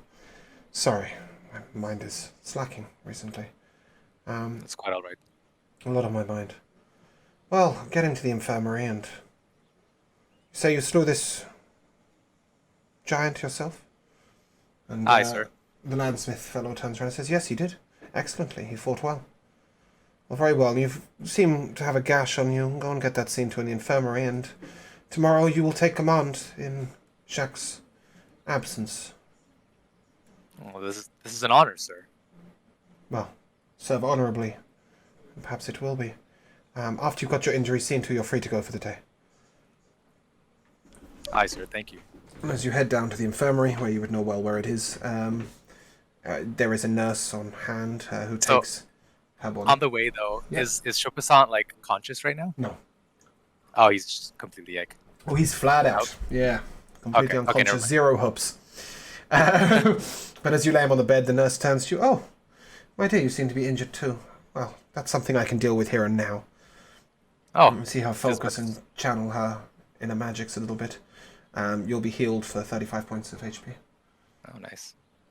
And she says, "Well, leave him here with us. A couple of days' rest will do him good. Thank you very much for your service, soldier." Do take care of him. "I will. If you have any questions, my name's Isabel." Isabel. Thank you. And Resnick, you're done for the day. A little early. Nice. Should you head back, you will miraculously encounter your party as they cross from the arcade. I was gonna say Tremendous wonders to the stores. But go on. I was gonna say I was gonna contact them after the shift is over Yeah. and sort of see where they were at anyway. so. Okay. Well, you will find that they are somewhere bang between the two sides, sort of just waiting for you. So you may now rejoin with them, and we will flick back to them as you approach. To answer your question, Luvon, I believe that all things can be used before expiry. I think you should wait for more information. She could be useful before you kill her. And if the need arises, you could always try to use her against Samisk. That's what I was hoping you'd say. I wasn't asking for just killing her. I just want to see exactly who you are. You've been working with the humans for quite a while. Samus even had a wife himself. He's grown soft. I don't need another one. Soft in my party. And for you, Losk, I'm not compensating. I'm a devout follower of Evanesca. The only thing that matters is the moments before death. Everything else, trivial. I don't think you can trick me with that, man. Anyway, why don't we start walking? Oh, I thought we were all walking. Oh, I thought you guys were just talking about. I had you as walking too. You're Yeah. approaching No, Divine I Elegance. didn't think we were walking at all. No, you're approaching Divine Elegance, and Resnick's just bumped into you. Yes. Lost. Welcome back. What's William. up? Oh, Yeah. quite the day at work. It was a bit of an adventure. Really? Are there a lot more people around currently? Like the people just walking around and stuff, or is it There pretty are empty? people around a little bit, but they're all sort of involved in their own conversations, and Yeah. you know, they're not Okay, that so close to- I will do the halfling voice. So William, what languages do you know? I know Common. I know Elvish. And I know the language of our people. Netherese. You only know 3 languages? And he also knows Abyssal, although he will need to add that Yeah. to his character sheet. And I also know Abyssal. It was a rule when making characters, I forgot to mention it to you. Abyssal must be spoken by all party members.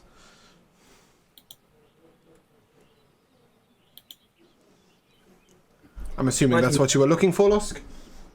No. Oh, no? Okay. It doesn't speak anything else, though. Actually, speaking of languages, actually, I have 2 questions regarding Yep. languages. So, I have the linguist feat. Would I be able to pick up another linguist feat? Double up on the linguist? Not when you level, but if you were to purchase a feat from the Dwarven store, then yes. Okay, and then for the Book of Languages, what languages does it lack?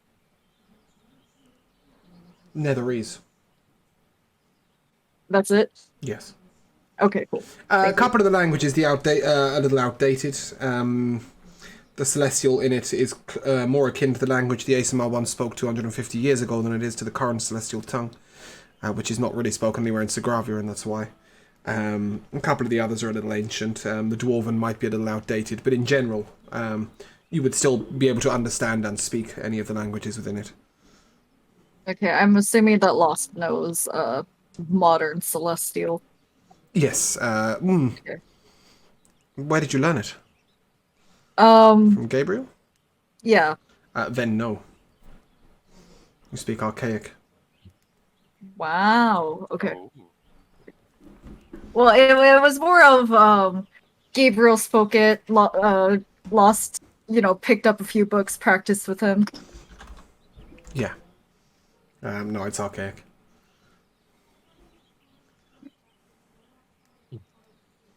You are outside Divine Elegance. Are you all going in to meet Mary? I won't. I'll stay outside. Yeah, I'll we'll stay outside. I as want to well. keep talking to Lovon. All right, I'm going in. Okay, you head into Divine Elegance. And you see a young girl adjusting the dresses on the shelves to your right. And you see a lot of beautiful clothing hanging around the shop. Is there anybody else in the shop? There is, just bear with me a second, I'm waiting for it to load. Yes, you see one Veralia. Oh, I've typed that in the wrong place, sorry. Like that. Who the fuck is that? She is the shop owner. She's behind the counter. She's a very well-to-do lady. Wait, so prim but there's proper. 2 people? One behind the counter who clearly owns the store, and one Yeah. younger girl, very pretty. Can I tell blonde. that she works here, though? Yes, 100%. She's in the middle Okay. of putting clothing back on the shelves. All right, I will approach her. Ah, Hello, miss. good morning, sir. I'm sorry to bother you. Yes. But I will be attending a masquerade ball. I don't suppose you have any suggestions for that? I can suggest a few things, although my mistress is just there. She is far more experienced than I.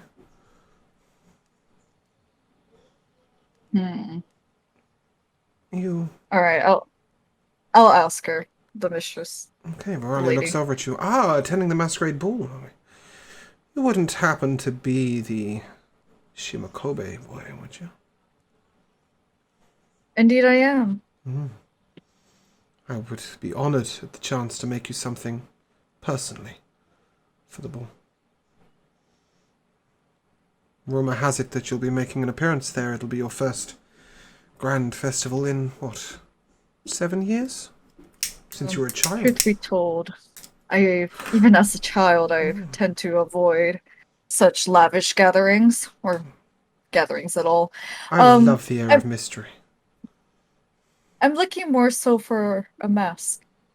Ah. Well, I unfortunately will not be making those myself, but I do have a wondrous mask maker. What sort of thing did you have in mind? Something red and gold to match my kimono. Red and gold? Perhaps the form of a dragon? Very classical. Yes, that would fit perfectly, actually. Excellent. A kimono, you say? I've always wanted to do some work on a kimono. Perhaps one day you might let me fashion you a piece. We have this new weave.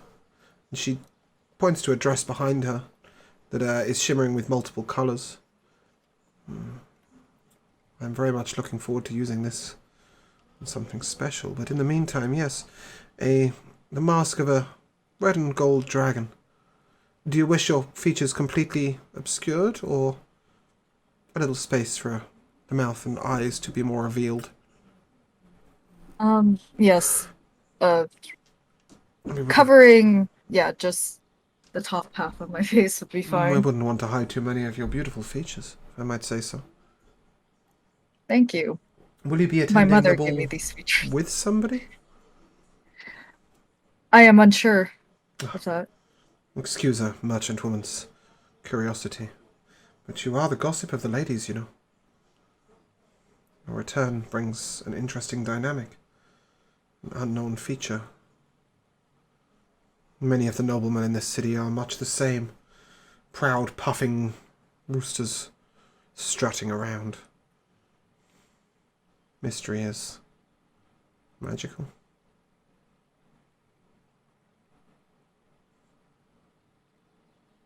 You know, do you have any examples for that mask, actually? I have one of a griffin. It's, or a green dragon. I can show you the colours from the griffin. And she pulls out a mask that is just over the eyes, but has sort of the wings of an eagle and sort of claws beneath that come down the face, gripping just under the chin. This is to demonstrate the red and gold. It's a deep red and a glistening metallic gold. And then she shows you the green dragon, which it's sort of a serpentine eye colour and then a tail sort of extending out to the side of the head. You say that a lot of the noblemen are proud, strutting about, but I'm afraid to say that I am not so different. You see, I come from a family that specializes in clothing. But I always want to be as flamboyant as possible when it comes to clothing. Don't spoil a gossip woman's dream. What is mysterious is what's inside. We don't know you.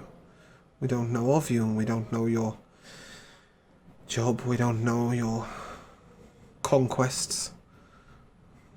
There's still an air of mystery, even if it is a proud mystery.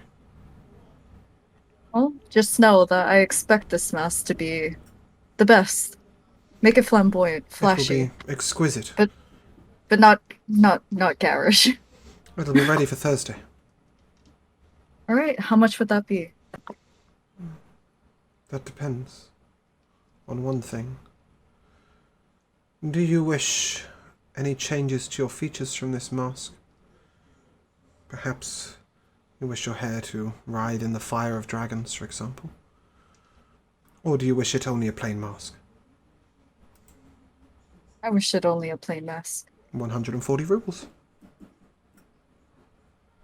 Consider it done. Okay, I'll hand her over the money. Okay. She won't take the money now. She'll take it on collection. Oh, okay.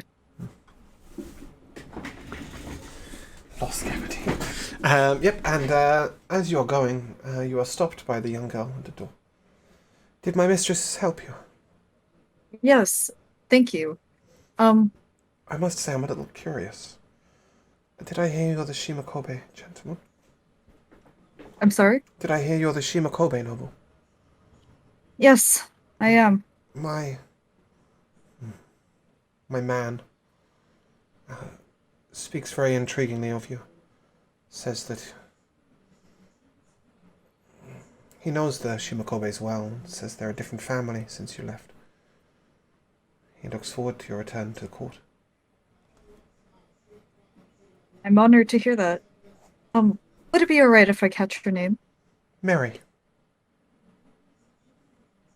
What a beautiful name. Thank you. For a beautiful girl. I'm sure your man is a very lucky person, and I look forward to meeting him. I wish his family saw it the same way.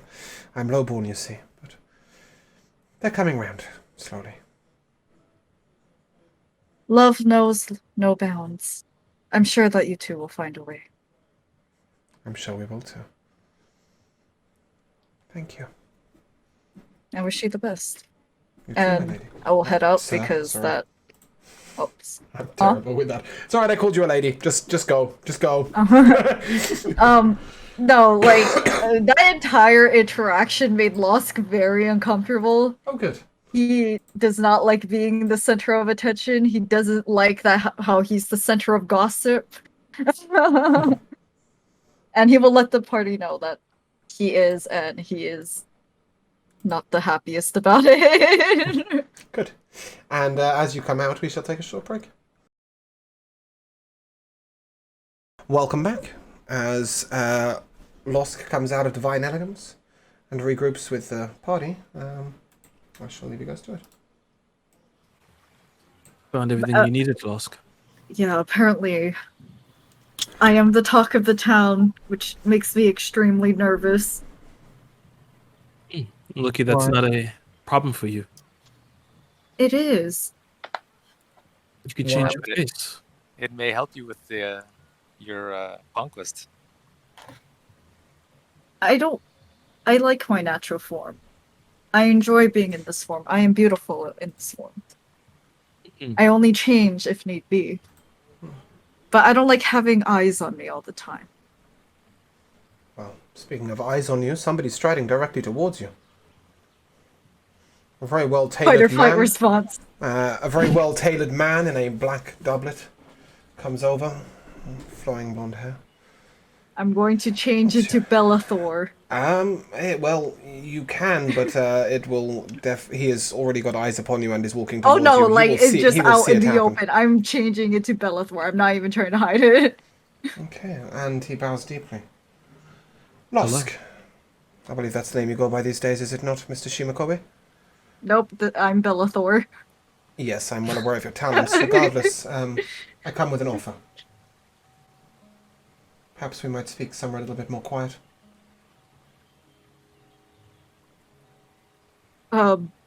Sure, but I would prefer if my companions were with me, and then Oh yes, he's I gonna just change mean... back. And then he just gestures between the two buildings. Alright, he's okay gonna with it, change brother. back into his natural form. Excellent. Perhaps showing that trick off too much might cause people to wonder what you truly look like. Can I get a sense of this person? This is Amon, the diplomat. Yeah, you've seen him plenty of times around. Alright. It just strikes me that... I have no registration of where you live, and I do not wish to inquire as to nature of things that you do not wish to disclose. However, although you have been cast out from your family, I wish to provide accommodation within the noble district for your use. We currently have an unoccupied house. Perhaps I might send my... what would he call her? Acquaintance, Gala, to help you. It is at the end of Summer Lane, to the east of the Vintage Ranch. It is currently unoccupied, although I have had it cleaned, and... Are you offering this for free? What's the catch? The catch is you cannot sell it, and it will not be left to your heir. But I would like you to live in the noble district for now. Call it a way of keeping an eye on you, and also intrigue. Ugh. I must tell you this request did not come from me, but from someone else. Ugh. You will, Have one pair of eyes is already too much. alas, at least you will have some privacy within the walls. The princess actually- asks if you will be attending the Hall of Games this evening. Yes, I will. She is most intrigued to meet you. Guys, I'm getting nervous. I'm getting cold feet. No, man. I'll say this in wait. Mind to mind? Yeah, definitely say it's mind to mind, but I'm also looking at kind of looking at Amon, but I have like a slide at Amon, but then like I'm gonna pull something out of my pocket and play with it like I'm not paying attention, but I'm still talking. Lost, this actually could prove quite useful. You see his Distancing. eyes dart immediately to you and then from you to her, but him, sorry. You can tell that he can sense the magic, but you don't think he can sense the words. That's not good. I think I'll immediately shut up then. I mean, it's not like you're saying anything. No, but I don't Like you're want him gonna mug him. suspicious. I don't want him being suspicious. He sort of holds his hand up and, please, I'm not expecting you to say yes or no now, Lusk. Just have a letter delivered to the courthouse, addressed to me, and if you wish it, I will see it is done. We can't have you disappearing into Rat Alley every night. Well, I feel like it makes sense. I mean, a nobleman's son who was cast out probably has no money, you know, never learned how to work in his life. I don't think it's that suspicious. I I'm gonna. think you're still due your nobleman's dues, and I don't wish to see you cast down quite so far, and nor does your mother. Perhaps it's better that you do distance from us. You know, you're not like us. what, a halfling, a half elf, probably half tiefling somewhere in there. It's very tiefling. He raises his eye. He raises his eye at William Hale.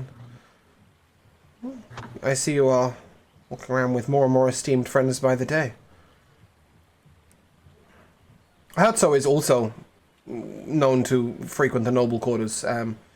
If anything, Yeah, I'm it around. is only Luvon's character that stands out. Yeah. Oh yeah, he's just our little servant. Your servant Yes. speaks For up now. I very get you, confidently. sir. Aemon says, look, I'm always curious, but never one to intrude.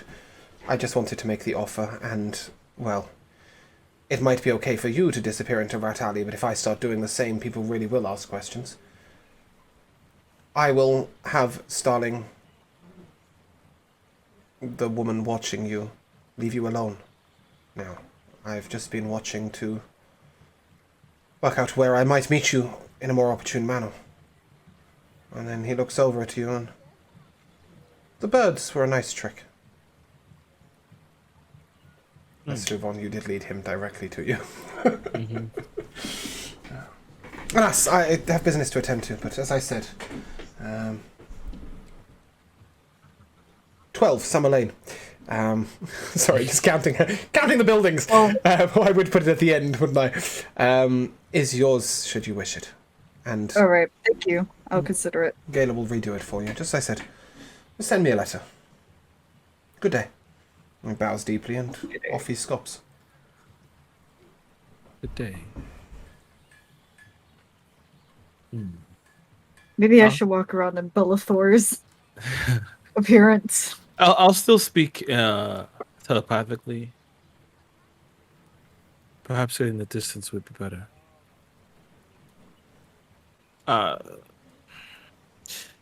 Our sheer existence in this place is a blight. They look at us as a sickness. You being around us does draw attention. It's not good. What do you mean? It's not like I'm walking around with a bunch of Shadow Veil. I know. I know that was a joke, Losk. And No, in all seriousness, like, they don't look like Shadow Veil, right? No. Like, We and don't- and we Lusk don't- has often held unusual friends. Not ours. It's Droves of different people, basically, just like. Yeah. it's more the fact that you're all disappearing into a small building in the middle of a pauper's. Exactly. You were told that if you complete your mission, then you'll be connected to the understreets, at which point you can exit at a more appropriate place. Yeah. Perhaps even Losk's noble house. But then you even know, I think people are raising an eyebrow because growing up, I didn't really have any friends. Just some kid who was locked away. Well, Maybe that's why they're getting no, the mystery is suspicious. there. They don't know anything about you in your current state, so they're very intrigued by the friends you frequent. The person who's going to draw you the most attention entering Rat Alley is most definitely William Hale. But again, you could have the understreets connected and come out of William Hale's house instead, which would be far less suspicious. Did not think so. It's a 2-bedroom shack that you guys are all disappearing into on a regular basis. yeah, Yeah. this is what I'm thinking. And I think there's This is now why- nine people entering there. Just a Times are regular rough, orgy. okay? Times are rough when you're disowned. You need some roommates, you know? I mean, but now you have a home to yourself, offered to you by Amon. You should take it. I guess I don't really have a choice. You always have a choice, but it's whatever's the smarter one to do. Ugh, I hate the idea of people watching me. I know. The sentiment is understood. I'll ask you. I could be wrong. Tell me. You can tell me to shut up if you want to. You have issues. How are you with an abandonment? Being left behind? Me? Yes, you. I'd say I have pretty bad abandonment issues. Gabriel left me, all my friends left me. My dad left me. Your fucking I mean, demon left you at the beginning of this episode. Well, I told him to fuck off, so that one is okay. Well, I understand, Lost, that you do not find comfort in God or things like that. You don't believe in the same thing I believe in or what anyone believes in. But the moment you walked through the Shadowville, you became one of us. That's all I will say. I will find comfort in those words as I've always been an outcast. Are you all Whether standing it be- outside Divine Elegance? Sorry, I didn't mean to cut you off, Lusk. I thought you were finished. No, in the alleyway, remember? You're just Yeah, we're in you're the still alley. staying in the alleyway, yeah? You're not walking around. Yeah, No, just Okay, how strangely suspicious. All right, carry on, as you are. in the alleyway. Changelings are often treated as outcasts, so I will take comfort in those words. Well, what time is it currently, God? 4 p.m. 4 p.m. What times Well- does the game start? 6. Well, they open at 6, but most people come from 8. fashionably late. Mm-hmm. Well, no, people normally eat before they go. Oh, true. Food isn't provided there. So it's 4 o'clock. I think. I wish you luck tonight, Lusk. Yep, I should go home. You should. Pretty myself up. God, I am so nervous, you guys. Ah, you'll be fine. In character, by the way. You'll be fine. Yep. Okay. Whenever the DM says that I'll be fine, it's his way of saying you will not be fine and you're probably going to be down. You probably won't die. I mean, it's only the Hall of Games. You're rolling dice. Hey, Russian roulette. She survived that. Anyway, God. what are the rest of the group doing? I'm gonna start walking towards the Major Arcana, and as I do, I'm not even saying this like directly to you. I'm just gonna say it as I walk away. Ulan, what are your opinions on feelings? I believe they're pointless. What do you feel about Ravenesca? If I could explain it, it's not really a feeling. It's more. It's hard to explain. Quite like a feeling, no? It's more like understanding purpose. If purpose was to, I guess, if you would consider it a feeling, I guess that's what it is. I feel purpose. Why did you wish Losk good luck? Is Lost gone?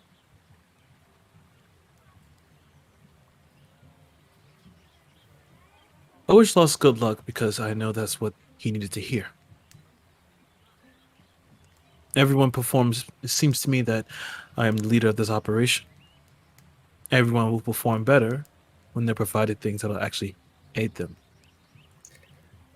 And yet, Samis can't have a woman. He could. However, if she were to get in the way, or it would cloud his judgment. These are things I have to worry about. Tell me, when you act in what you see as the will of Ravenesca, what do you feel?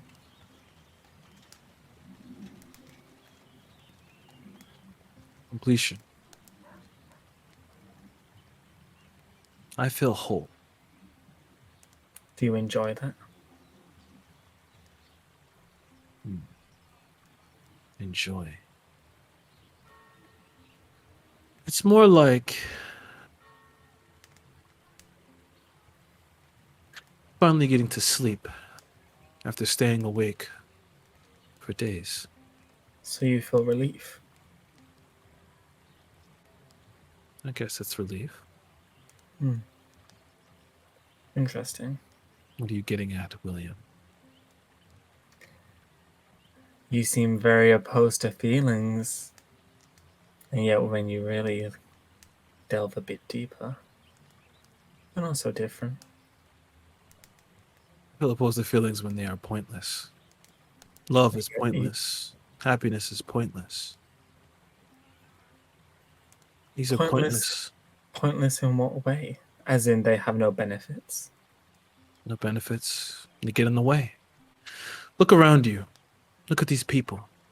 Talking, smiling, enjoying themselves.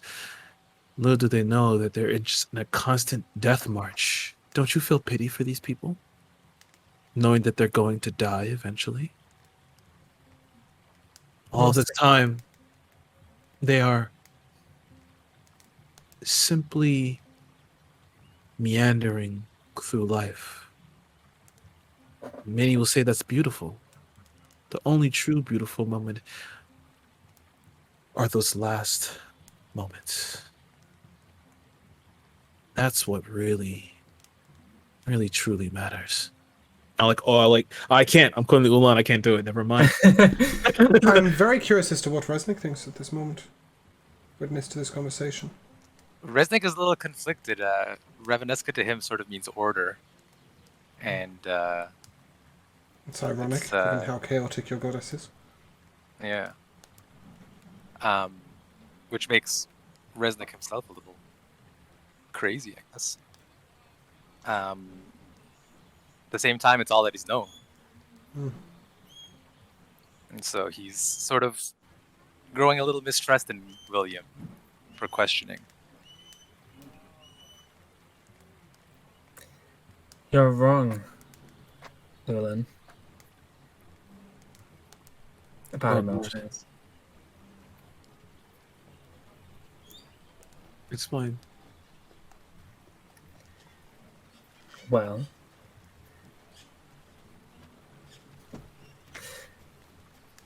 let's say a man falls in love with a woman. They get married, they have kids. Disgusting. Tell me about it. Resnick will spit on the ground at their feet. If that man's wife or children are then put in danger, that man is then capable of doing things he would not be able to do if he was not in love.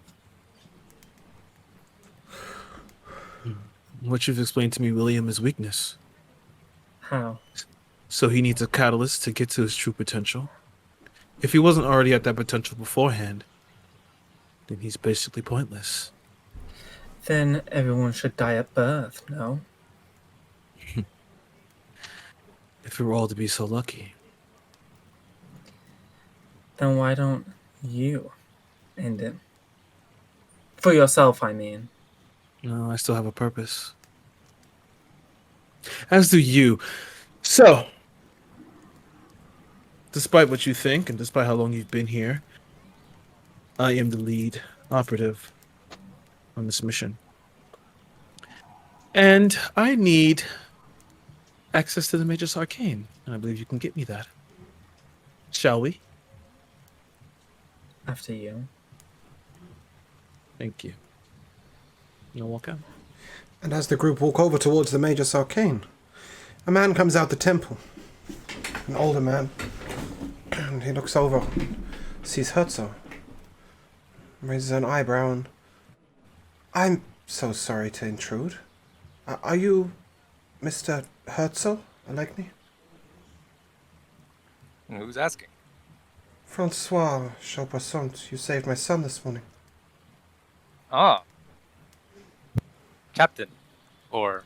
No, Francois Chaupassant is just Lord. I know. Oh. Yeah, he doesn't work in... Was he the former captain, though? No, wrong person. Oh, I thought he was... No, Francois is just an influential noble. He does nobleman's things. I must thank you, but I also wish to ask you a question.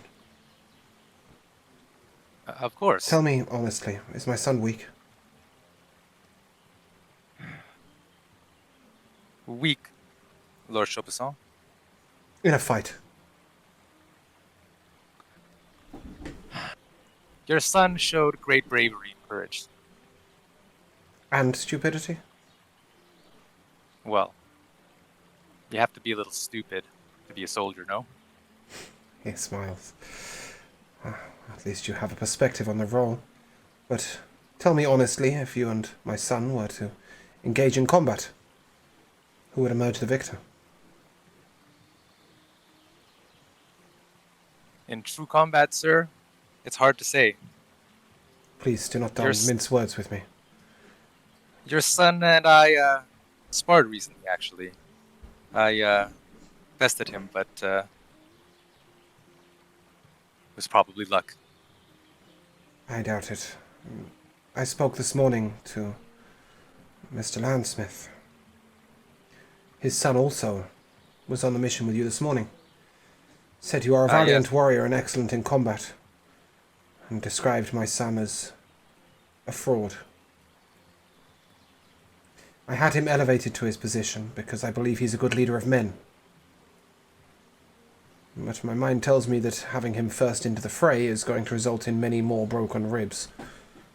I want to ask you something. What is it, sir? Would you come by tomorrow morning at 6 a.m.? And perhaps most days, and teach my son. Discreetly. I will pay you well. I think this can be arranged. He is not the only person I have the power to elevate within the Dawn Guard. Resnick sort of smirks. One more question, Mr. Allegheny. What are your views on the Furian Guard? Well, they're a zealous bunch. Give me an intelligence check at this point first. See what you can remember about him from your notes. Okay.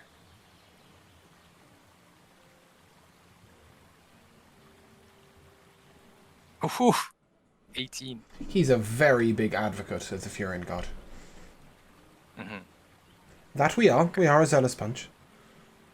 But you must be zealous to achieve true purpose, do you not think? I couldn't agree more, sir. I admire them. You. Then perhaps you should sign up. Well, between my time in Jestern and The Furian Guard asks no duties. Only a belief. perhaps then we will speak And when I see you tomorrow morning. thank you once again. And he places a small pouch in your hand. I'll My shuffle son's it life away. means a lot to me. I'll see you in the morning. See you then. Okay, and you may all proceed towards the Magus Arcane. If you open the pouch, you will find a perfectly cut diamond worth 10,000 gold. Rubles, sorry.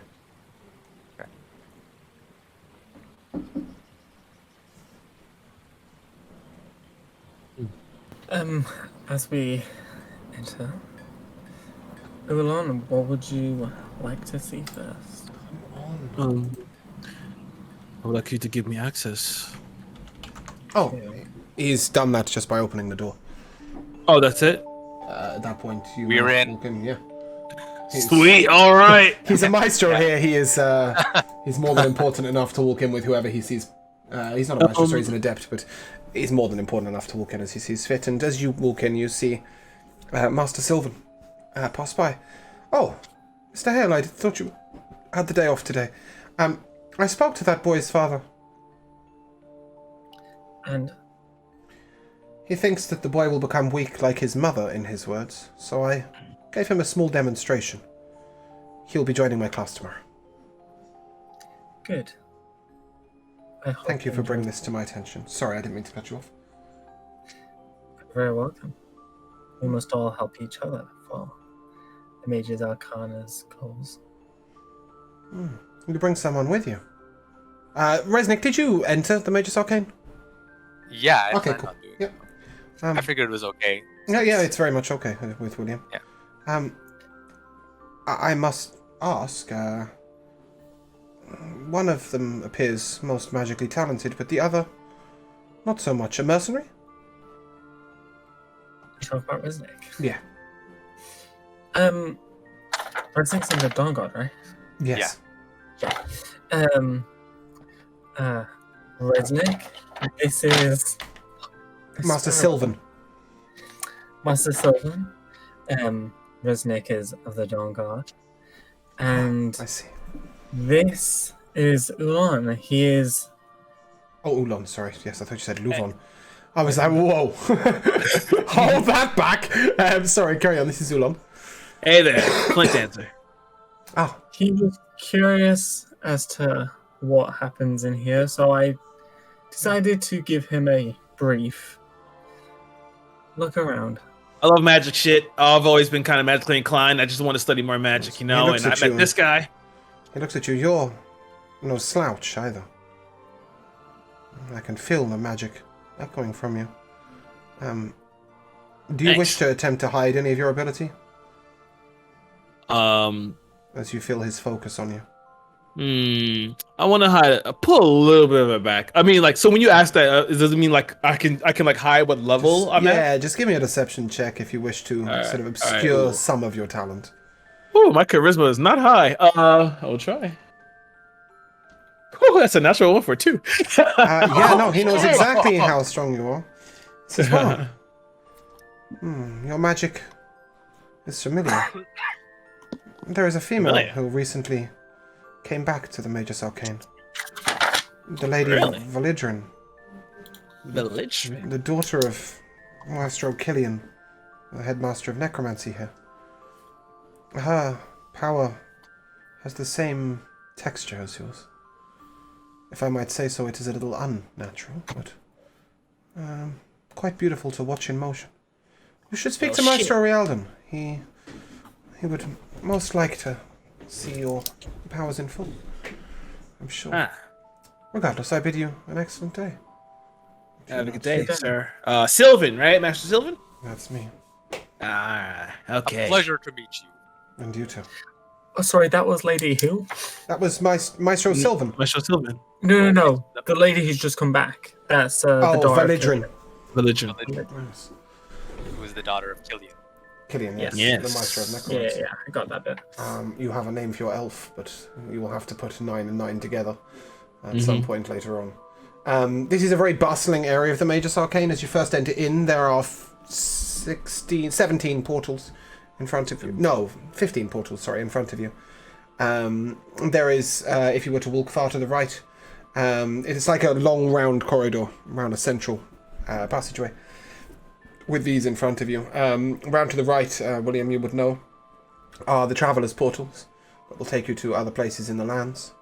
And round to the left is both the College of the Bards and also the sort of the ministry bit, the administration and education and offices and such. And if you were to descend for some odd reason, you would get down to the dorms for the younger students. But you would know that your own portal is purple should you wish to go through it, or you may show most way. I'll leave it in your hands. Where do we go first, William? What would you like to see? Nah, I wouldn't mind taking a look in your place of business, your office.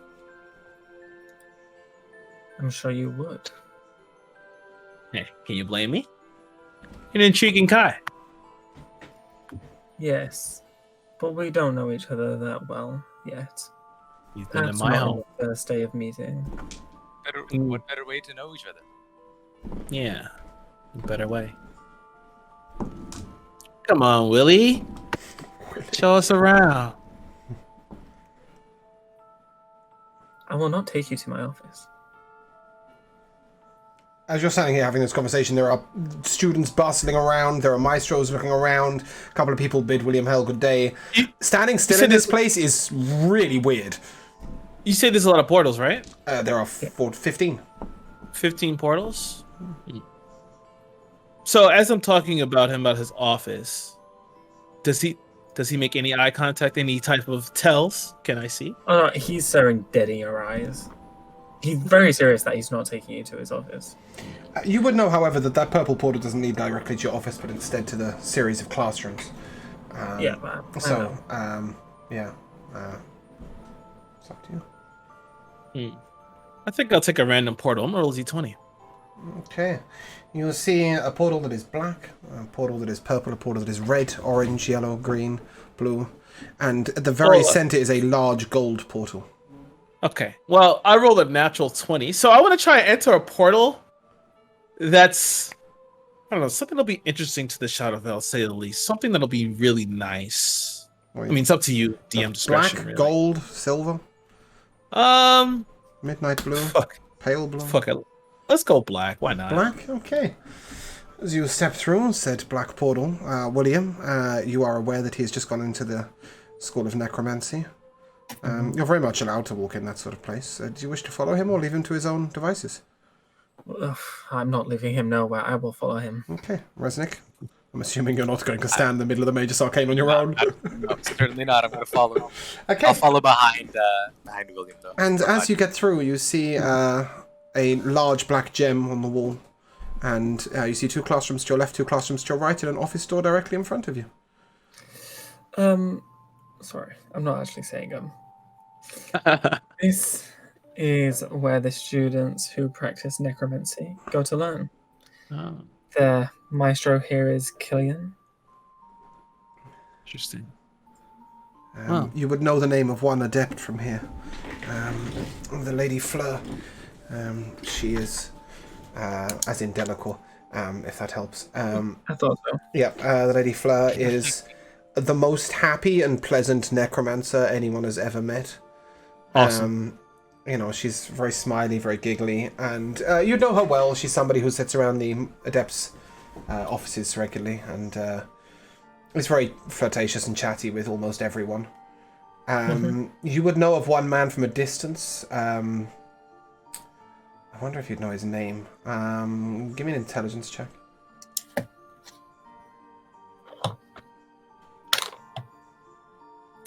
I doubt a 9 is going to get it.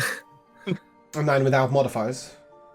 Oh, that's with modifiers. Oh. I rolled a 6. Yeah, no, you don't know his name, but you do know he intrigues you. He's a dark-looking fellow, dark eyes, very handsome, excellent chiseled jaw, slightly long hair that creeps over his eyes, and he's one of the youngest adepts in the whole of the Mage's Arcane. What else? The third adept doesn't ring a bell for you. Okay. And I'm gonna look in the classrooms. Anything in here? as you go to look at the classroom, a long file of students comes out of the one on the left, behind which is a very happy-looking female, Fleur, and she's... Thank you very much, students. I will see you again tomorrow. And one boy looks up at you, William. This is Garrick. Garrick is 19. He's also in your class. He's a sort of scraggly, scrawny shit, but a very, very hard worker. And unlike most people, he is enrolled in every single college he can be. You know that he strives to progress very quickly. He's incredibly intellectual. But in the practical application of magic, he's not so great. And oh, Master Hale. I was looking for you this morning, but you weren't in class. No, I had to run out for an errand. What can I help you with? I just wanted to say your teachings on those spells that we cast without, using words. I've been applying them in some of my other classes. The teachers seemed very curious. Some of them can't do it themselves. You're very powerful, Master Hale. Thank you. Should I not have shown them what you taught us? If they needed to know what I teach, they can simply look at my curriculum. I do not teach nothing that is not already approved. Of course. I just, it's kind of just your little secret, I thought, because the other adepts, enchantment, they don't teach it. Well, there's lots of practical use to many things. If you are to grow and develop as a mage, do you call magic users Mage, mages? wizard, yeah, either one's fine. Mage is probably more appropriate. Then you must know all that you can. Subtle magic has many intriguing uses. I feel like perhaps some of the other teachers don't want you to learn it quite yet. They aren't referring to your subtle magic. They're referring to the psionic magics. Oh, okay. That you've been demonstrating. Oh, that's even weirder because that's a specific thing. It is a very specific thing.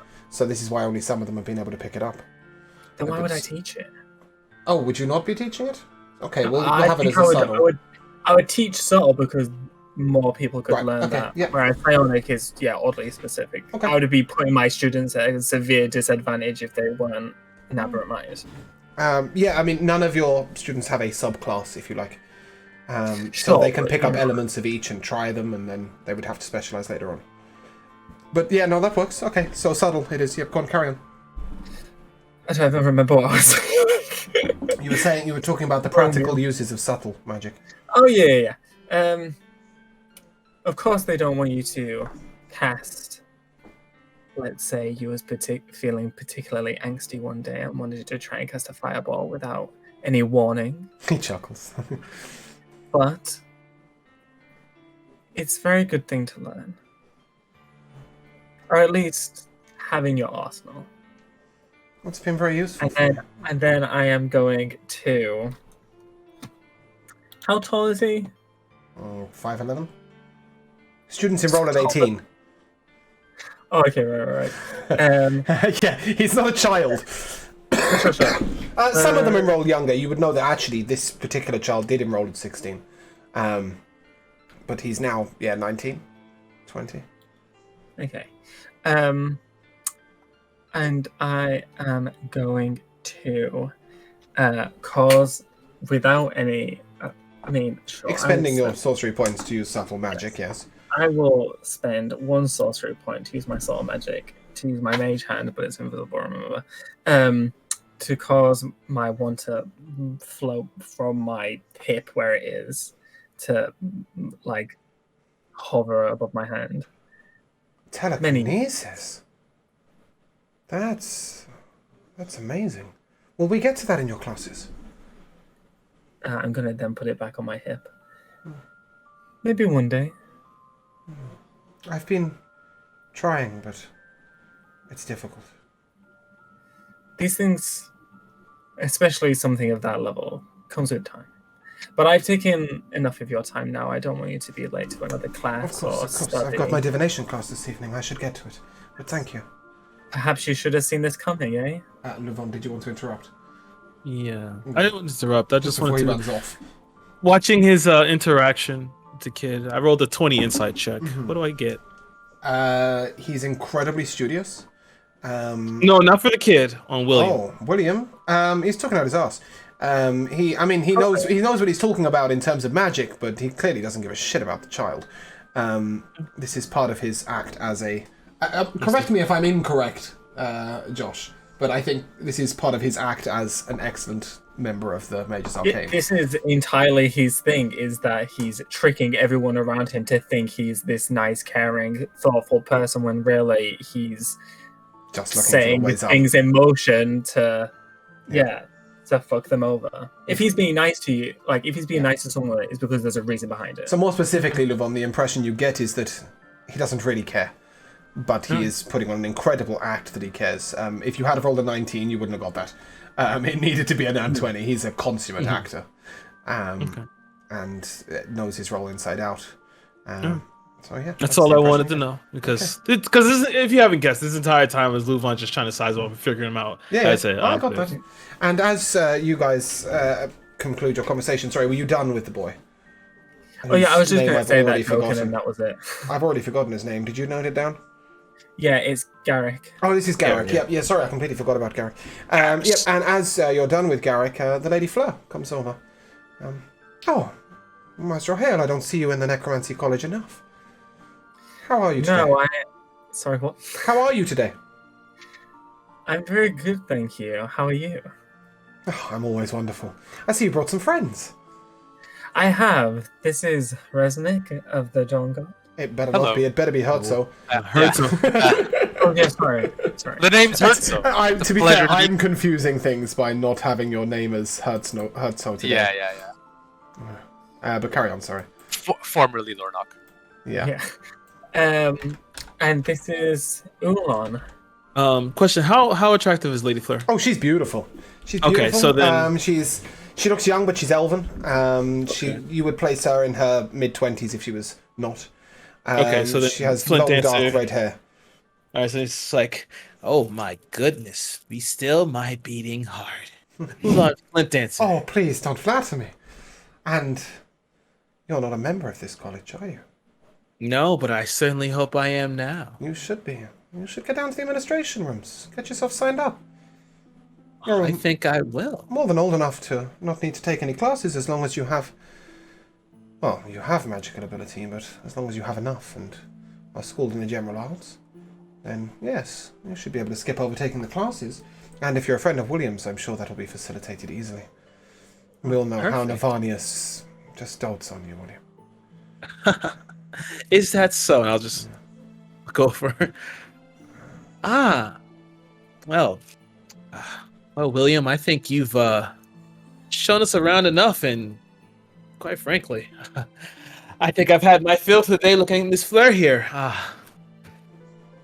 Man, I think I'm gonna have to get out of here before I have a heart attack. Have a good day. You have a wonderful day too. And she looks over to Hudso. My, I hope you're not packing magic in that muscular body of yours. It would be quite the formidable package. Oh, no, ma'am. Just a simple. I'm but a simple soldier. I doubt there is anything simple about you, Tiefling, but... Wow. A pleasure to meet you. I'm Fleur. Charmed, and I'll reach out for her hand. She will gently put it out, and I'm one of the adepts of necromancy here. Oh, who would have thought? Such a beautiful woman. And then she... Oh! And she bows very deeply as Maestro Killian comes out of his office. And you see that he looks very unusual. Almost like there's a light to him. And he turns to Lady Fleur and says, well, it's all done. Congratulations, Maestro. I am going to bow to Fleur. Oh, Master Hale. Congratulations. The Lady Fleur has just had a promotion. She will be taking up the necromancy post as Maestro of Necromancy, as I have just vacated it. It's very well deserved. I'm taking quite the Are turn you in going- my career. Are you going on travels? No, I've opened a new college. May I ask what that is? You may. I shall be teaching celestial magics.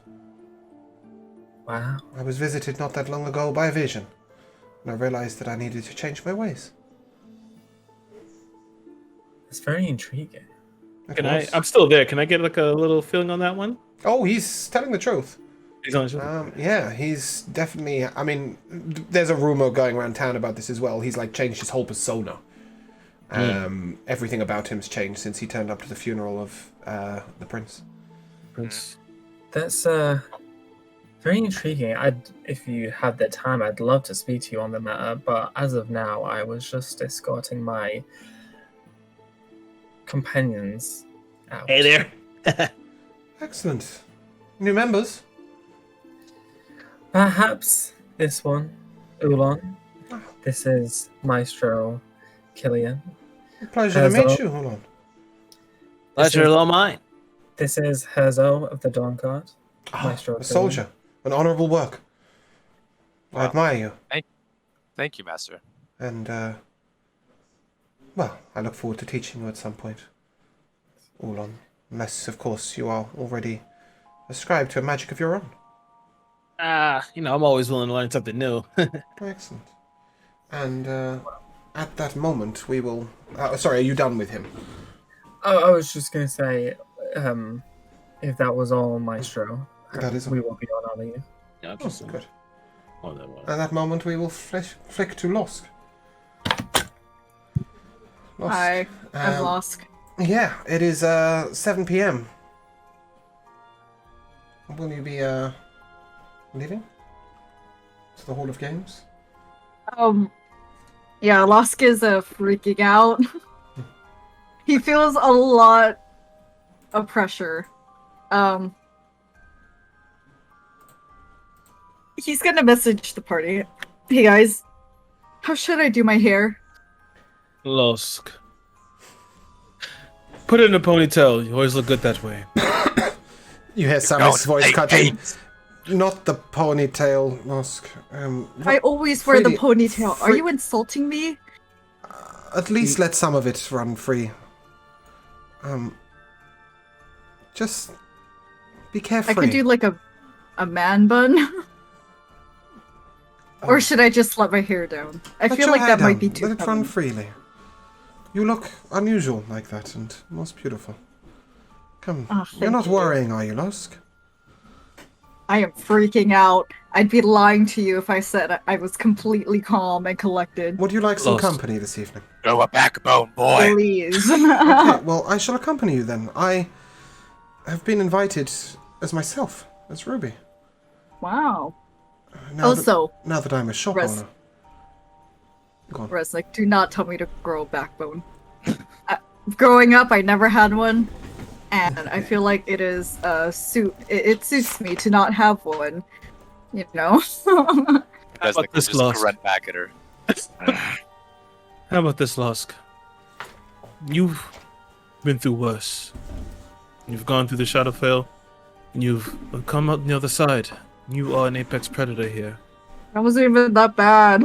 Yeah, No one You're- was watching me as you're I an did apex that. predator. There are so many people who have their eyes on me. I feel like I have expectations that I need to reach.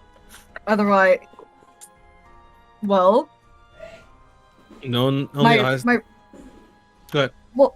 well, I feel like the gossip has given me an unspoken power over them.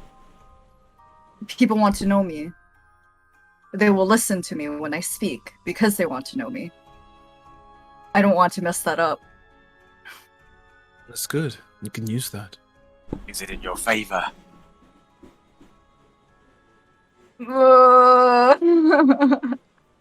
There's just a long groan that comes out from me. Fear not, Lusk. I'll be with you shortly. I'm just closing up the shop. And I'll be there. I'll need to change into a dress, but it won't take me long. Make sure he's comfortable. I think he will operate better otherwise, but we'll see. Also, Lusk, I hear you dropped in on young Mary this morning. Yes. She came to the shop today. She spoke very highly of you.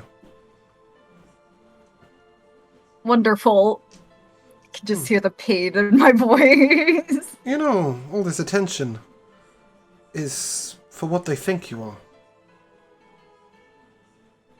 They don't care. They're not gonna watch that closely. It's all an exciting drama until the moment you're revealed. And then they'll go back to their mindless little tiny games. Well, Stop your worrying. again, if I'm mysterious, people want to listen to me. And I want people to listen to me. So you want the attention, but you don't want the attention. Basically, I want the power that comes with attention. But I don't want the attention. Then allow me to be your guide this evening. For trust me, the power that comes with attention is something I am an expert in. And within 15 minutes, you hear Samus coming in the door, racing down the stairs, and one moment, Lusk, one moment, and then dashing into the room with the wardrobes in it. He runs down the aisles, and within about 3 minutes comes out in a black dress, sort of mid-thigh height, very, very low cut, laced at the back, and a little bow sort of just behind her ears. And, well, shall we? I'd love to go. You look lovely, my lady, in her As dress. do you. Now, let us go. Although, we shall go as friends, and we shall announce it loudly. We don't want people thinking you're taken now, do we? And How would we do that subtly?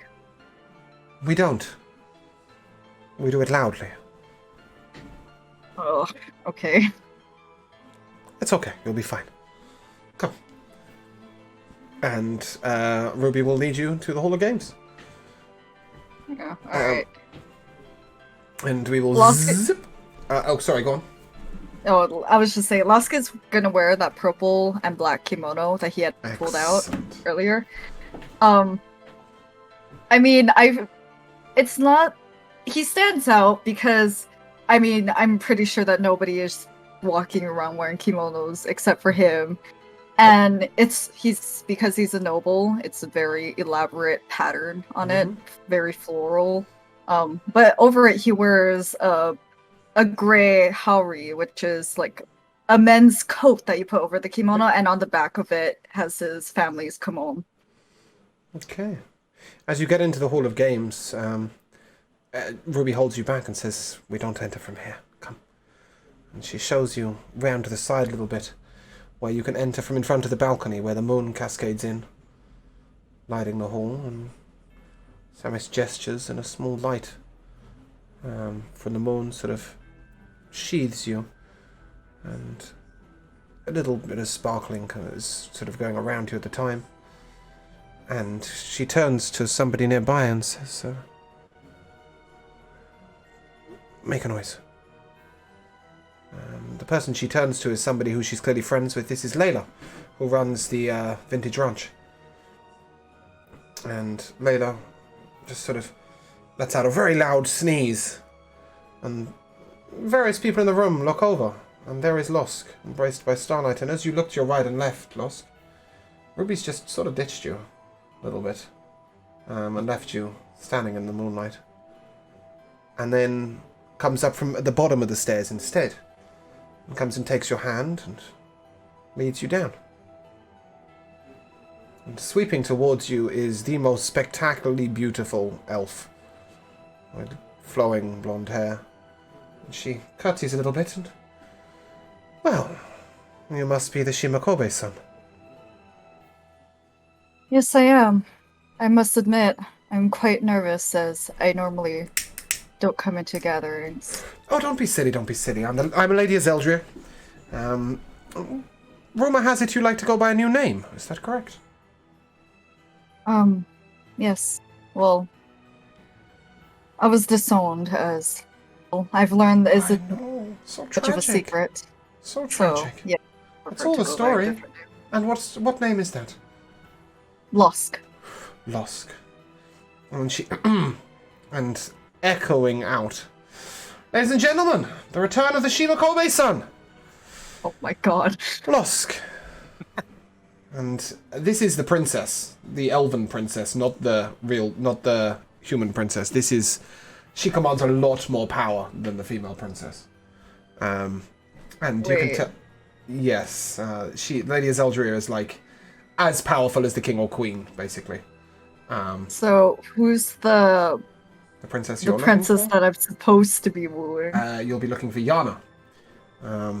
And shyly, a girl over to the side, very pretty. Perhaps 5'2", 5'3". Looks over and you see people part ways for her. And she comes up and she lets out a tiny curtsy. It's like there's a little element of hello, but there is no sort of respect for your authority in any sense. And she dips her head demurely and, "I've been waiting for you to come. Come, let's game." "Have you gamed before?" No, I haven't. "Oh, then I must teach you." And she puts her hand over your hand gently and she looks over and, and you must be Ruby, is that correct? The owner of that unusual animal store, is that correct? Ruby smiles. "I prefer companions, but yes, like your majesty. That is the case, and I've made friends with Losk, but, well, he walks in higher circles than I." And he gestures over, she, however you want to look at it, gestures over towards Layla, the owner of the Vintage Ranch, and I'll get you some drinks. Losk, would you like a drink? Yes. Water will be fine. "And your majesty?" She says, "Oh, an Everkiss wine would be lovely." "Thank you, Ruby." And Ruby and Layla head off to the bar, leaving you guys to head to the gaming tables. And Diana begins to talk. She's explaining the ways of the dice and how to play with certain decks of cards and the game that you're about to be playing, which is basically high card draw. It's very simple. And she, "Oh, sorry, I've been talking so much, but you're a very good listener." Where were you love the- all those years? Well, if I'm to be honest, my parents wanted me to marry somebody who I did not love. Frankly, at the time, I did not believe in love, so I ran away. Oh, no. But seeing you, perhaps it is real. Oh, you flatter me. But it was such a tragic story. I spoke with my father, sorry.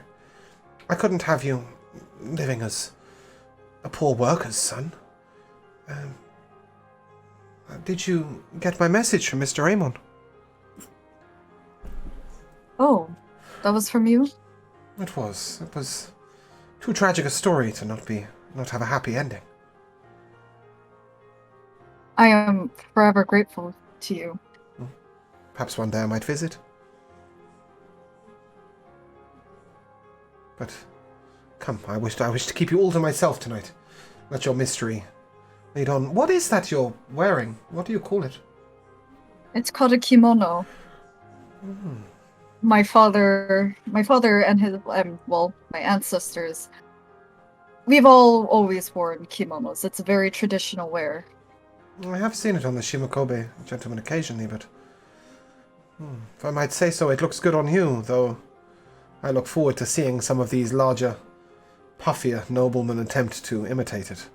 They will look a little less classy and slightly more ridiculous.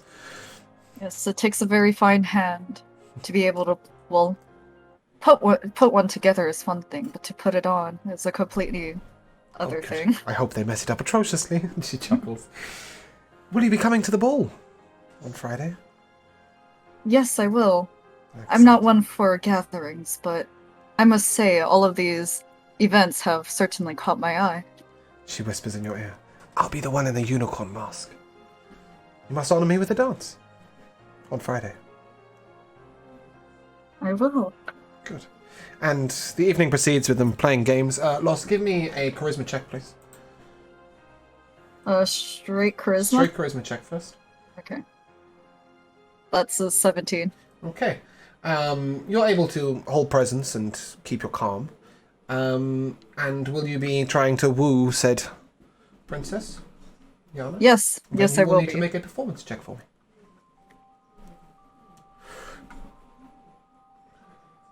That's a 22.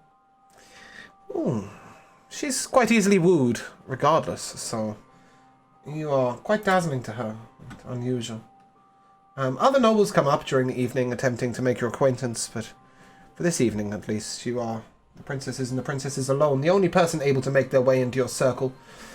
Well, a couple of people. First of all, the Lady Azeldria, who has no care for what is appropriate or proper or civilized, and dances in and out of your circle, making crass jokes and occasionally making lewd winking faces at the Princess Yana. And she proceeds to get fairly drunk. And then leaves with the Lady Layla, the owner of the Vintage Ranch, who has promised her a late-night meal. And Ruby, who sort of delicately skirts around you, laughing at your jokes, making you look like the center of attention without ever stealing it, and generally being the perfect courtier's wingman. She's doing an excellent job. And as the night wanes, we get to 11 or 12 o'clock, and the princess says, well, I must leave. I don't want to leave you in the hands of these noble ladies, though. Will you be leaving too? Yes. Yes, I will. Oh, good. And she looks to Ruby. Do see that Loss gets home safely. I wouldn't want you stolen by someone else. I can't wait for Friday. I look forward to it, Your Highness. Just call me Yana. I'm new to this, you know. Do I even have... Am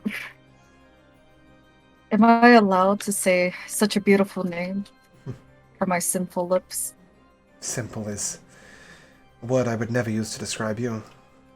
I'm not quite sure what the music is doing right now, but Kira has clearly taken note of it. Give me a second. I don't quite understand why it's gone all unusual. It wasn't doing this a minute ago. Let me just grab something to change it over to. Oh, I see why. It's because it's flicked onto the next track and we've got German polka music going on. This sounds more like foreboding music to me.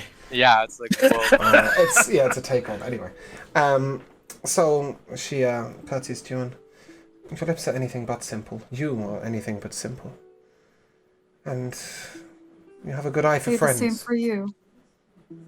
The Lady Ruby has been so kind and so gentle since she joined us. Lady Ruby, you are unusual, but you walk these halls like you've walked them many, many times. And Ruby gives a shy smile and a little blush.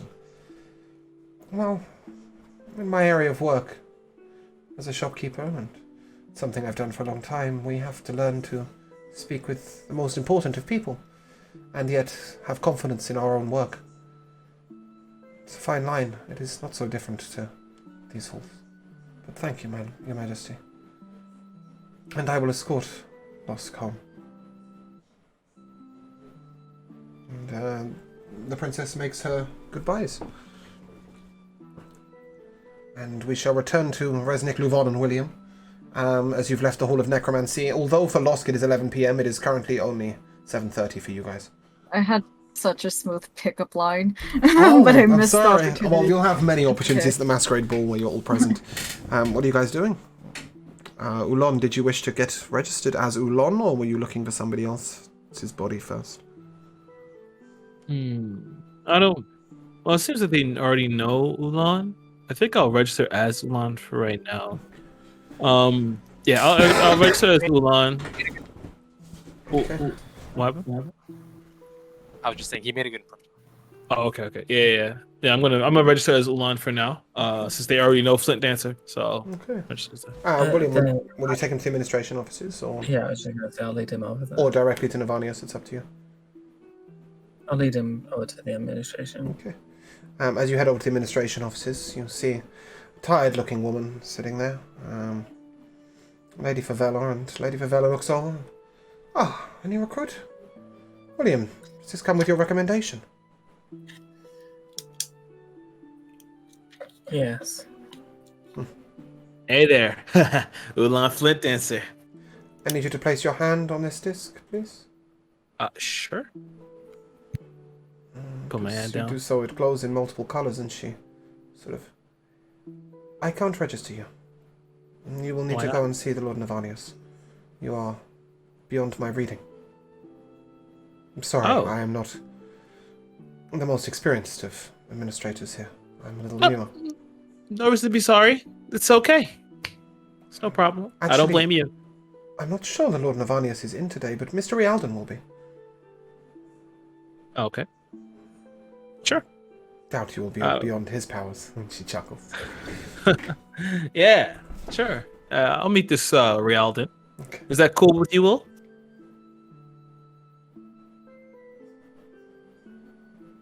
Well, are you with us?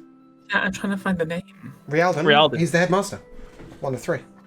Rialdan, Navanius, and Yakuto. You will find him through the Golden Portal. It is in your channel. Oh, yeah. I did write it down. I just Okay. wasn't looking at the Yes, right place. Rialdan, although there are three headmasters, Rialdan is definitely the leader of the three. The leader of the thing. Very well. Let's go. Okay. Are you escorting him to the Golden Portal? What's right? You're going to escort him to Rialdan's, are you? Yeah, as we walk over there, I'm gonna telepathically say to Ulo, keep yourself under control, yes? Control. You obviously don't know who you're speaking to. Let's go. William, you will know that you cannot take Herzog through the Golden Portal. You'll have to leave him behind.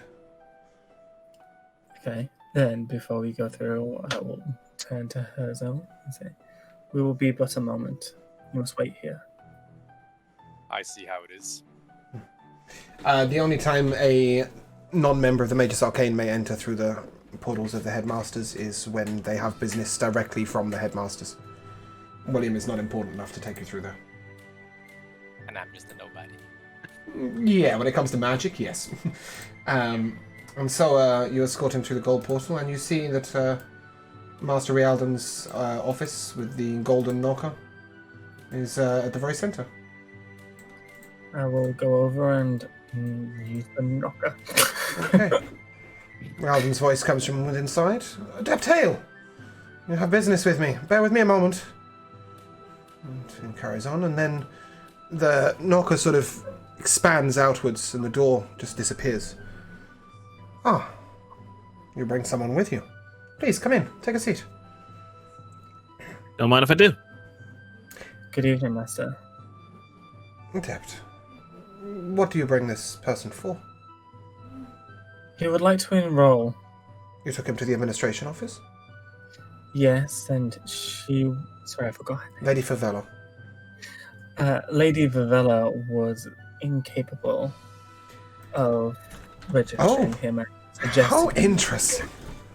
Well, what's your name, young man? Ulan Flint Dancer. Hey. Yes, hey to you too. Your hand, if I may. Sure. Make a charisma saving throw. Ooh. See how much you're about to divulge. Ooh. 19. Yeah, okay. You're hiding the fact you're Shadow Velp. That is it. That is pretty much all you're trying to do. That's good enough. You are letting Mr. Rialdan into your mind. You're practiced at this, you understand it, but you feel like he's literally scouring you. And then he sits back. Oh. Most interesting. You are the equivalent of an adept here. Oh. There won't be a huge amount we can teach you or more assist you with studying. That's fine. Were you looking to take a post here? Perhaps. I'm always down for that. Yeah, sure. You know, I get to learn, get to teach. I don't mind teaching. You know, I'm a little bit Your unorthodox. magic is, I would say, unique, but we have somebody else. Lady Validrin, who practices the same arts, but she will never teach here, not while her father remains here. So, you could I would open love a to meet her. post. I'm sure you will. We could open a post for you, but it will not be as an adept. You have not shown the experience or the loyalty to the Magus Arcane yet for that. Understandable. But perhaps an advisor. An I'll take advisor that, on sure. the arts of blade singing, that is correct, is it not? Mm-hmm. Excellent. And you have dabbled with some other things. Divination, enchantment, necromancy. A little here and there. Interesting. One thing I must ask you. There is little that is not revealed to me when I seek a mind, although I did not try to delve too deeply. You worship. Who do I worship? Do you worship? No. Then you have a strong loyalty to someone else, and I admire that. But your loyalty will be required here. If you are to take a post as an advisor, you must make a small oath. This is a powerful oath, but very simple. It is merely not to hinder the learning of others. I can do that. Then please place your hand upon this book here. And he pulls a book out. It's the Book of Rules of the Magus Arcane. And No. repeat after me very simply. I will not hinder the learning of others. I will not hinder the learning of others. And do you wish to make that vow truly, Navon, or do you wish to try and escape it?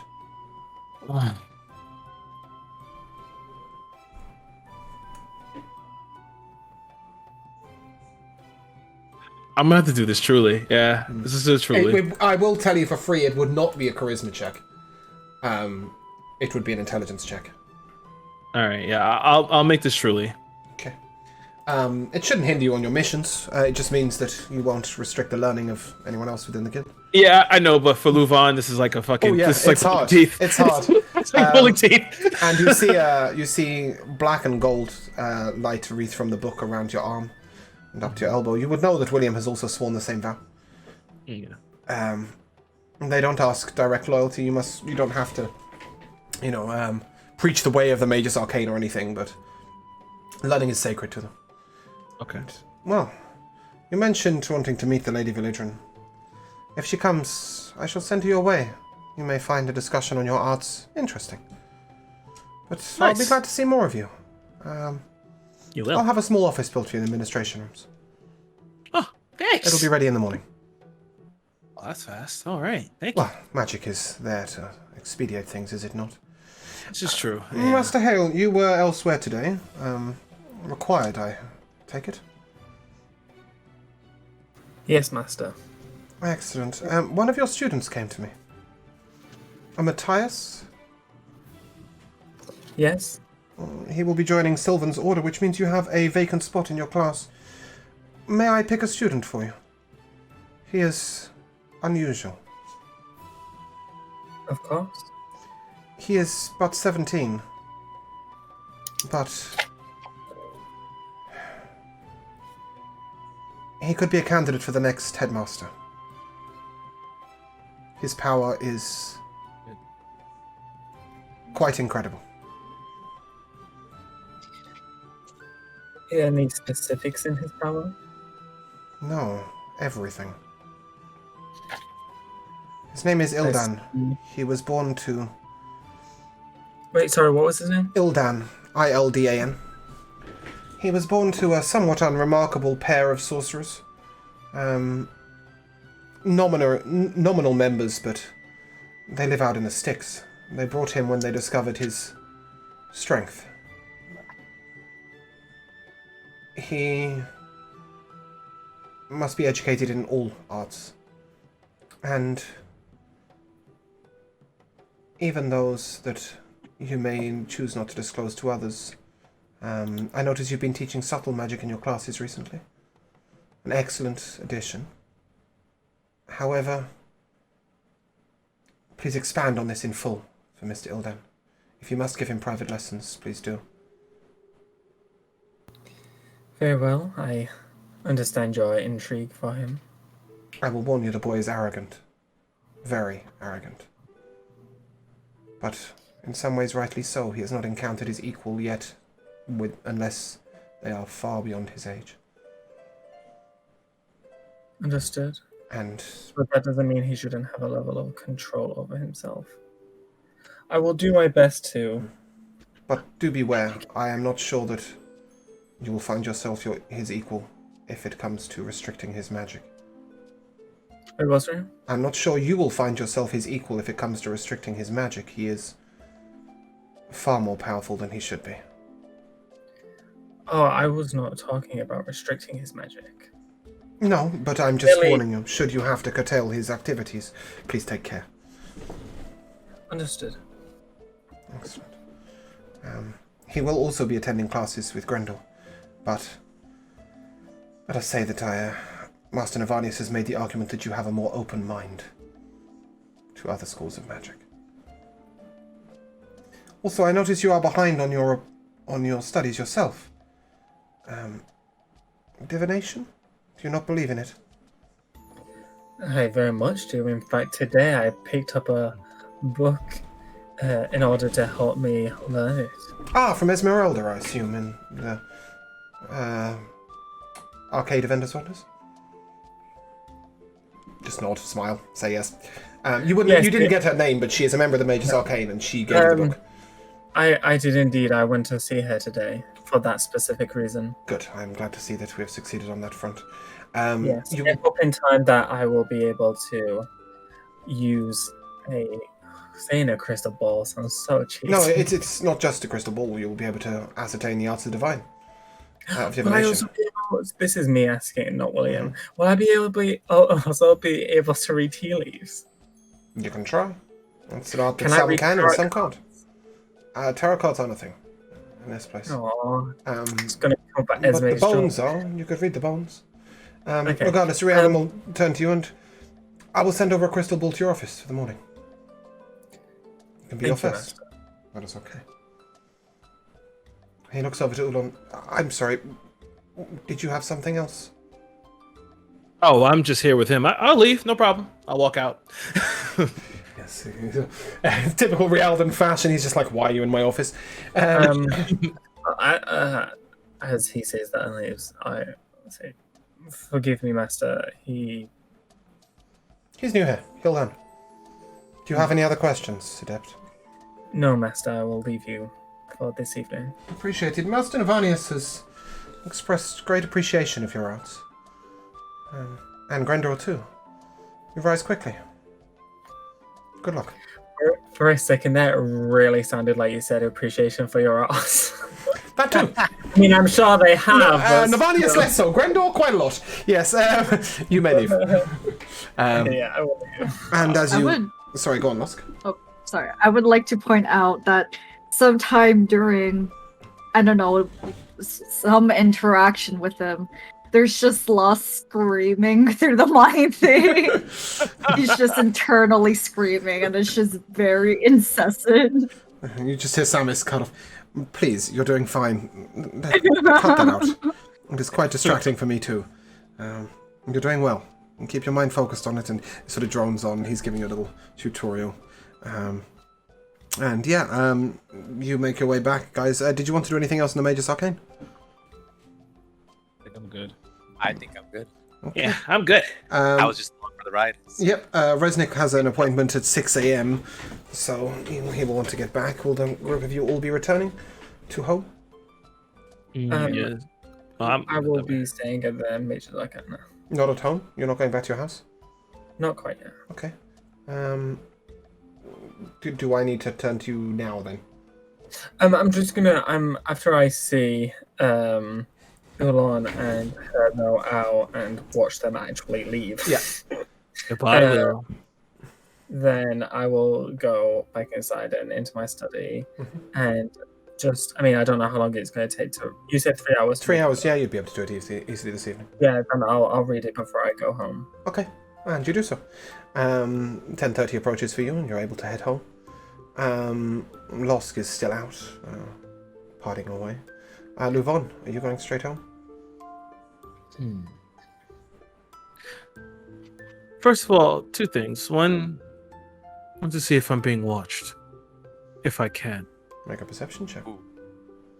Can I join in on perception check? Make it with advantage, whichever one of you has the higher perception.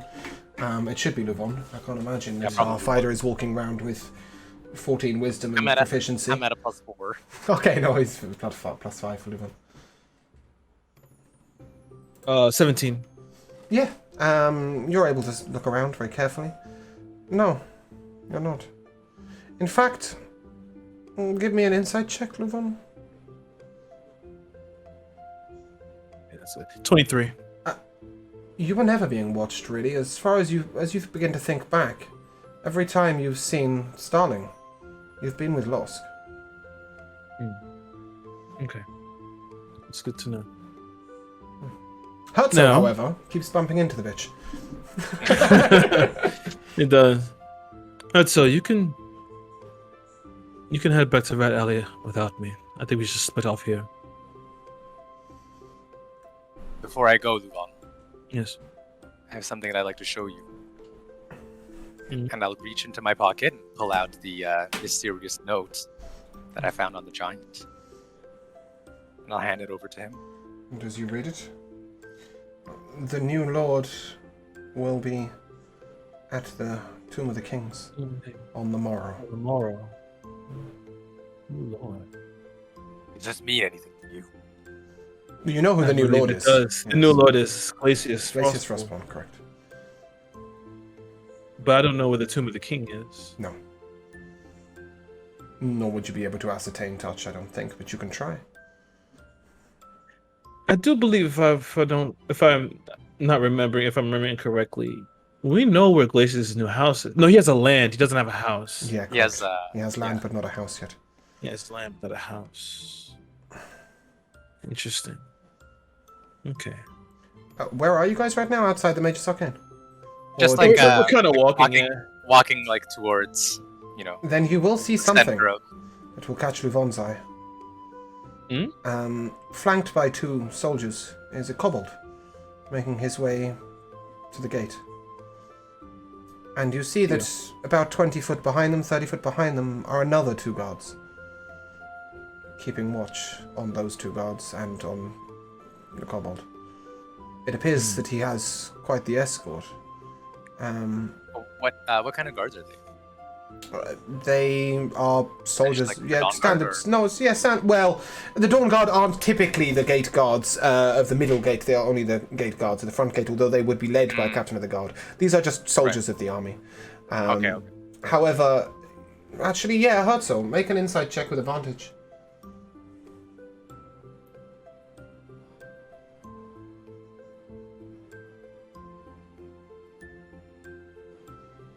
Okay, You nice. know that these, although they may only be soldiers, they're definitely soldiers who know how to fight. And Luvon, give me a... I can't decide whether it's a perception check or an insight check, so you can decide yourself. Perception, give me the perception. Give me Yeah, the perception. It's more knowing where to look. 21. You make a full scan of the area and you look to the rooftops. You see 2 drow on 2 different roofs. Also keeping watch over this kobold. It is quite important. Not an easy target. That's fine. I'm going to pocket the note and just keep walking back. I think I'm gonna take one more lap around the city before I come home, Resnick.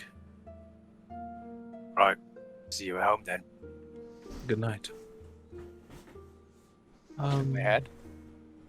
I'll just nod. Well, Bresnik, you make it home alright. And a little while later, Ruby and Lost will come in. Nuvon, where are you going? I'm gonna head to the vintage ranch. Okay, it's closed up for the night. Would you see a light from within? Upstairs? No, in the actual restaurant proper. Who do I see? You see a princess in a fine ball gown. You'll see a lady who you would recognize as the owner. And you see outside the door are 2 guards armed. Clearly there to protect the princess. Perhaps there may be more inside. The owner, how does she look? She's pretty, but in a sort of plain manner. Quite jolly. Her name's Layla. She's in her 40s.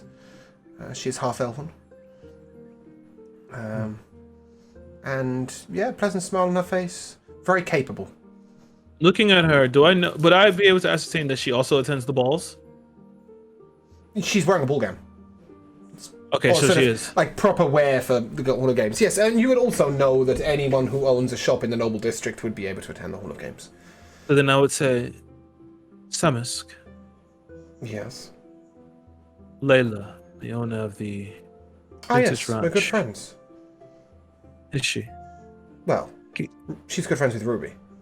She's a prattling ass, but apart from that, she's very useful. Can you get her along? Easily. When? Perfect. You want her body or her? Her body.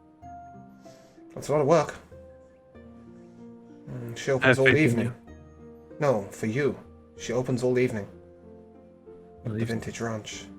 Mm. Perhaps you might enact a promotion. There is a very capable gentleman there. Perhaps you wish to move on to more noble sports Pursuits. and allow your manager to manage the ranch. I can have it you by morning. That's a good idea. Thank you. And with that, I'll turn and return to Red Alley. Fantastic. Samisk is sitting downstairs now. He's not in a dress anymore, and he's not in Ruby's body. It turns to you, Luvon. There is something I was curious about. Yes. Do you wish the body for the morning, or do you wish me to take it during the day when it might be a little more, what's the word? Easier? Oh, no. I could go and knock on her door now and say that it's Ruby, and that I have something that she left at the ball, her purse perhaps. Easy. Not a problem, no. In fact, ascertaining the body during the day would be harder, but you will have to get into her role immediately in the morning. Do you not have any other duties as Ulon, for example?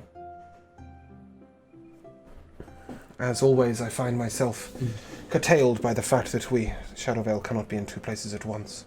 Although, Torian's free.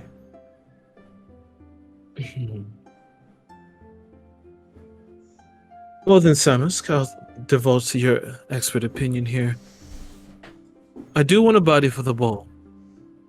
Oh, Layla would be an excellent choice. Layla would be an excellent choice. Exquisite choice, because the thing about Layla is she walks in all circles. Even the Lady of Zeldria and even the Queen has been known to eat at the Vintage Ranch, although admittedly in a private room. And yet, she also knows the commoners. She walks within all circles, and she's relatively pretty, and people like her for some odd reason. Yes. I have to say, I will not enjoy your company if you are Layla, but it will at least be better than the current company I hold with Layla, so... Alas, I think it would be an excellent choice. Okay. You know that she is noble. She is one of the daughters of the Embercrests. The third daughter, I believe. Perfect. That's good. She's welcome in their home. She I recently just split up with her realized man. Yes, Losk? Sorry? I just realized something that's very important to me. Yeah. Where's Carrot? Oh, yeah, Carrot was left behind by Avis, I believe. Luvon's got him. Okay. Fear not. Avis did not Don't fuck off worry. with that. Why is she whispering? I have your dragon donkey. Why is this woman whispering at us? Do you want it, Losk? No, I have a -2 in wisdom. What does that mean, Losk? You've been speaking crazy all day. But yeah, I think that'll be. Yeah. Okay, good. And we shall leave with you all going to sleep. And I'm actually going to take 30 seconds before our MVPs, so feel free to chat between yourselves. I'll be back in a moment. Because if I don't piss in a second, I'm going to die. So, Losk, how was your night out? It went well, surprisingly. I feel like I need to read up on all of those romance books that I passed up as a child. Try and brush up my skills a little bit. I'll take a walk over to the bar and I'll just slide it over. Here. Have a drink. Normally Lost is a drink, the highest quality of wine, but he is just gonna down that shit. Yeah, I figured. Did you play any games, Losk? I more so watched. Ah, shame. But I do think that the lady likes me. She says that she is excited to see me Sorry, for the ball. I'm back. Beautiful. Hello. We were still role playing, but yeah. Oh, good. Marvelous. Well, yeah, we shall end the session with the end of the night, as you all get to bed and your different places. Just a little bit of map work. While I've got it here, I will just make it a little larger and show you where different houses are, because various ones of you don't know where various other houses are. So let me just do a zoom. So, using the party counter, if I might. Is that going to appear, or is that going to stay behind? That's very weird, isn't it? Oh, okay. So, Losk's new house is this one here. Ooh. Should she take it in the morning? She. Still never quite sure how to refer to Lavi when I'm talking about you as both player and character. Obviously, you guys know that Rat Alley, your home is over here. That's the one at the top left, I believe. I'd have to look at it on a map closer. William Hale lives in this little house here. Just down here next to the Burping Bod. And should you wish to connect the to the understreets, you would be able to exit through, for example, the Golden Griffin, the Hungry Halfling, the Burping Bard, Drunken Duck, and also through the outside gate to the right, but inwards, not outwards. So it's very connected. And yeah, just thought we'd let those little bits be known before we proceed with MVPs. So I shall come first to our newest player. Welcome along, Josh. Did you have fun, and what was your MVPs? Yes, very much so. I think just the interactions between William and Levon, because I mean, I don't want to speak for Kara, but like, seemingly, I know William is very, maybe suspicious isn't the right word, but he's very like looking at them with a side eye, and the fact that Ulon is now going to be at the Magus Arcane makes William very not nervous, but very like. At the Magus Arcane is a little bit of a push. He has access. Well, sure, but and a still, run, but it's not quite the same. He doesn't have a post like you do. Yeah, it's very much an annoyance and an inconvenience for. Why do you think I did it? Yeah, I know. But yeah, just like the conversations they had between each other, where they're both trying to like suss each other out and like ask these misleading and leading questions to each other. Yeah, not taking the note was really, really derailing of you. I was most frustrated. To me, it just made sense. Why would I want anyone to find it and track because it was back? the bit that said Shadow Veil, Shadow Veil, Shadow Veil on it in big letters, only to Shadow Veil, so that you could have taken it in. And if you had have handed it to Luvon, it would have read differently to him than it did to you. Most frustrating. I still think my logic stands. Your logic was absolutely fine. I just did not plan for that at all. But yeah, no, your interaction with Luvon. Anything else stand out? No, I'll keep it to that. I had a very good time. Lovely. Let's come to Captain Luvon. Kira. Yeah, the interaction between William and Levon is a big thing. But you know, it is Josh and I. So Josh and I are always going to have some weird interactions. That's just a thing. Lost social anxiety is like the best. I love it. Just screaming in my ear is just amazing. The flow of the episode today was really nice. It was a really good flow today. Felt really, really good. So yeah, I give it to flow and social anxiety and reactions. Oh, flow! Sorry, I thought you said fleur in the episode. Right, flow. Yes, no. I like fleur, but flow. I'll give you that. Thank you. That's a compliment to me. I appreciate it. Well, I mean, obviously the players as well. I do think it's a nice vibe with the new players. Well, new player and you know, I'll miss Argo when his baking art extraordinaire, but at the same time, it involved more interaction. I don't know whether that's also because we stepped down to 4 today. Obviously, Moon will be coming back next week. I don't know whether that will change anything. I look forward to it. Certainly, you needed an extra body today. Somebody to be somewhere where you guys weren't. But yes. Does that conclude your MVPs, Levon? Yes, it does, God. I shall come to Rico. On a personal note, I think Herzog valiantly carrying Jacques Chopson across the battlefield is pretty. Sorry, it's pretty need awesome. to punch the microphone. But in general, yeah, I would have to agree with Kira and say that Lost at the Party was pretty hilarious. I felt like nerve-wracked myself. I was nervous for her, and I knew what was going to happen. I was like, "Come on, you can do this, Lavi." Oh no, I know I. No, I knew you weren't nervous, but like I knew like you could walk the line finally. And I think the sort of the shy but charismatic approach is such a difficult line to walk as a player, and I think you do it brilliantly. So, what was your MVPs? I would have to say both Herzog and William because they've showed compassion throughout the session, but it wasn't necessarily a true compassion. They were just playing as the people that their characters were playing. Yeah, roleplay within roleplay is not an easy art. It's tricky, bro. It can be difficult to deceive without being A, too convincing, or B, not convincing enough. I think it makes more sense with William and his sort of practiced art, but the Herzog moment was, I really enjoyed that because it was sort of Herzog going, "Is he dead?" And at the same time, carrying him very gently back was lovely. And your interaction with Francois Chopin was one of my favourite moments of the episode. Nice. I really enjoyed that sort of... there's something about Herzog that's slightly subservient, but like A little bit. I mean, he's in a like, really confident manner. It's great. Yeah. I love it. It's a really interesting walk. It's like you're confident in your abilities as a soldier, but you understand authority, and it's such a nice line to see you walk. I had a couple of MVP. Sorry, were you? Was there anything else, Lavi?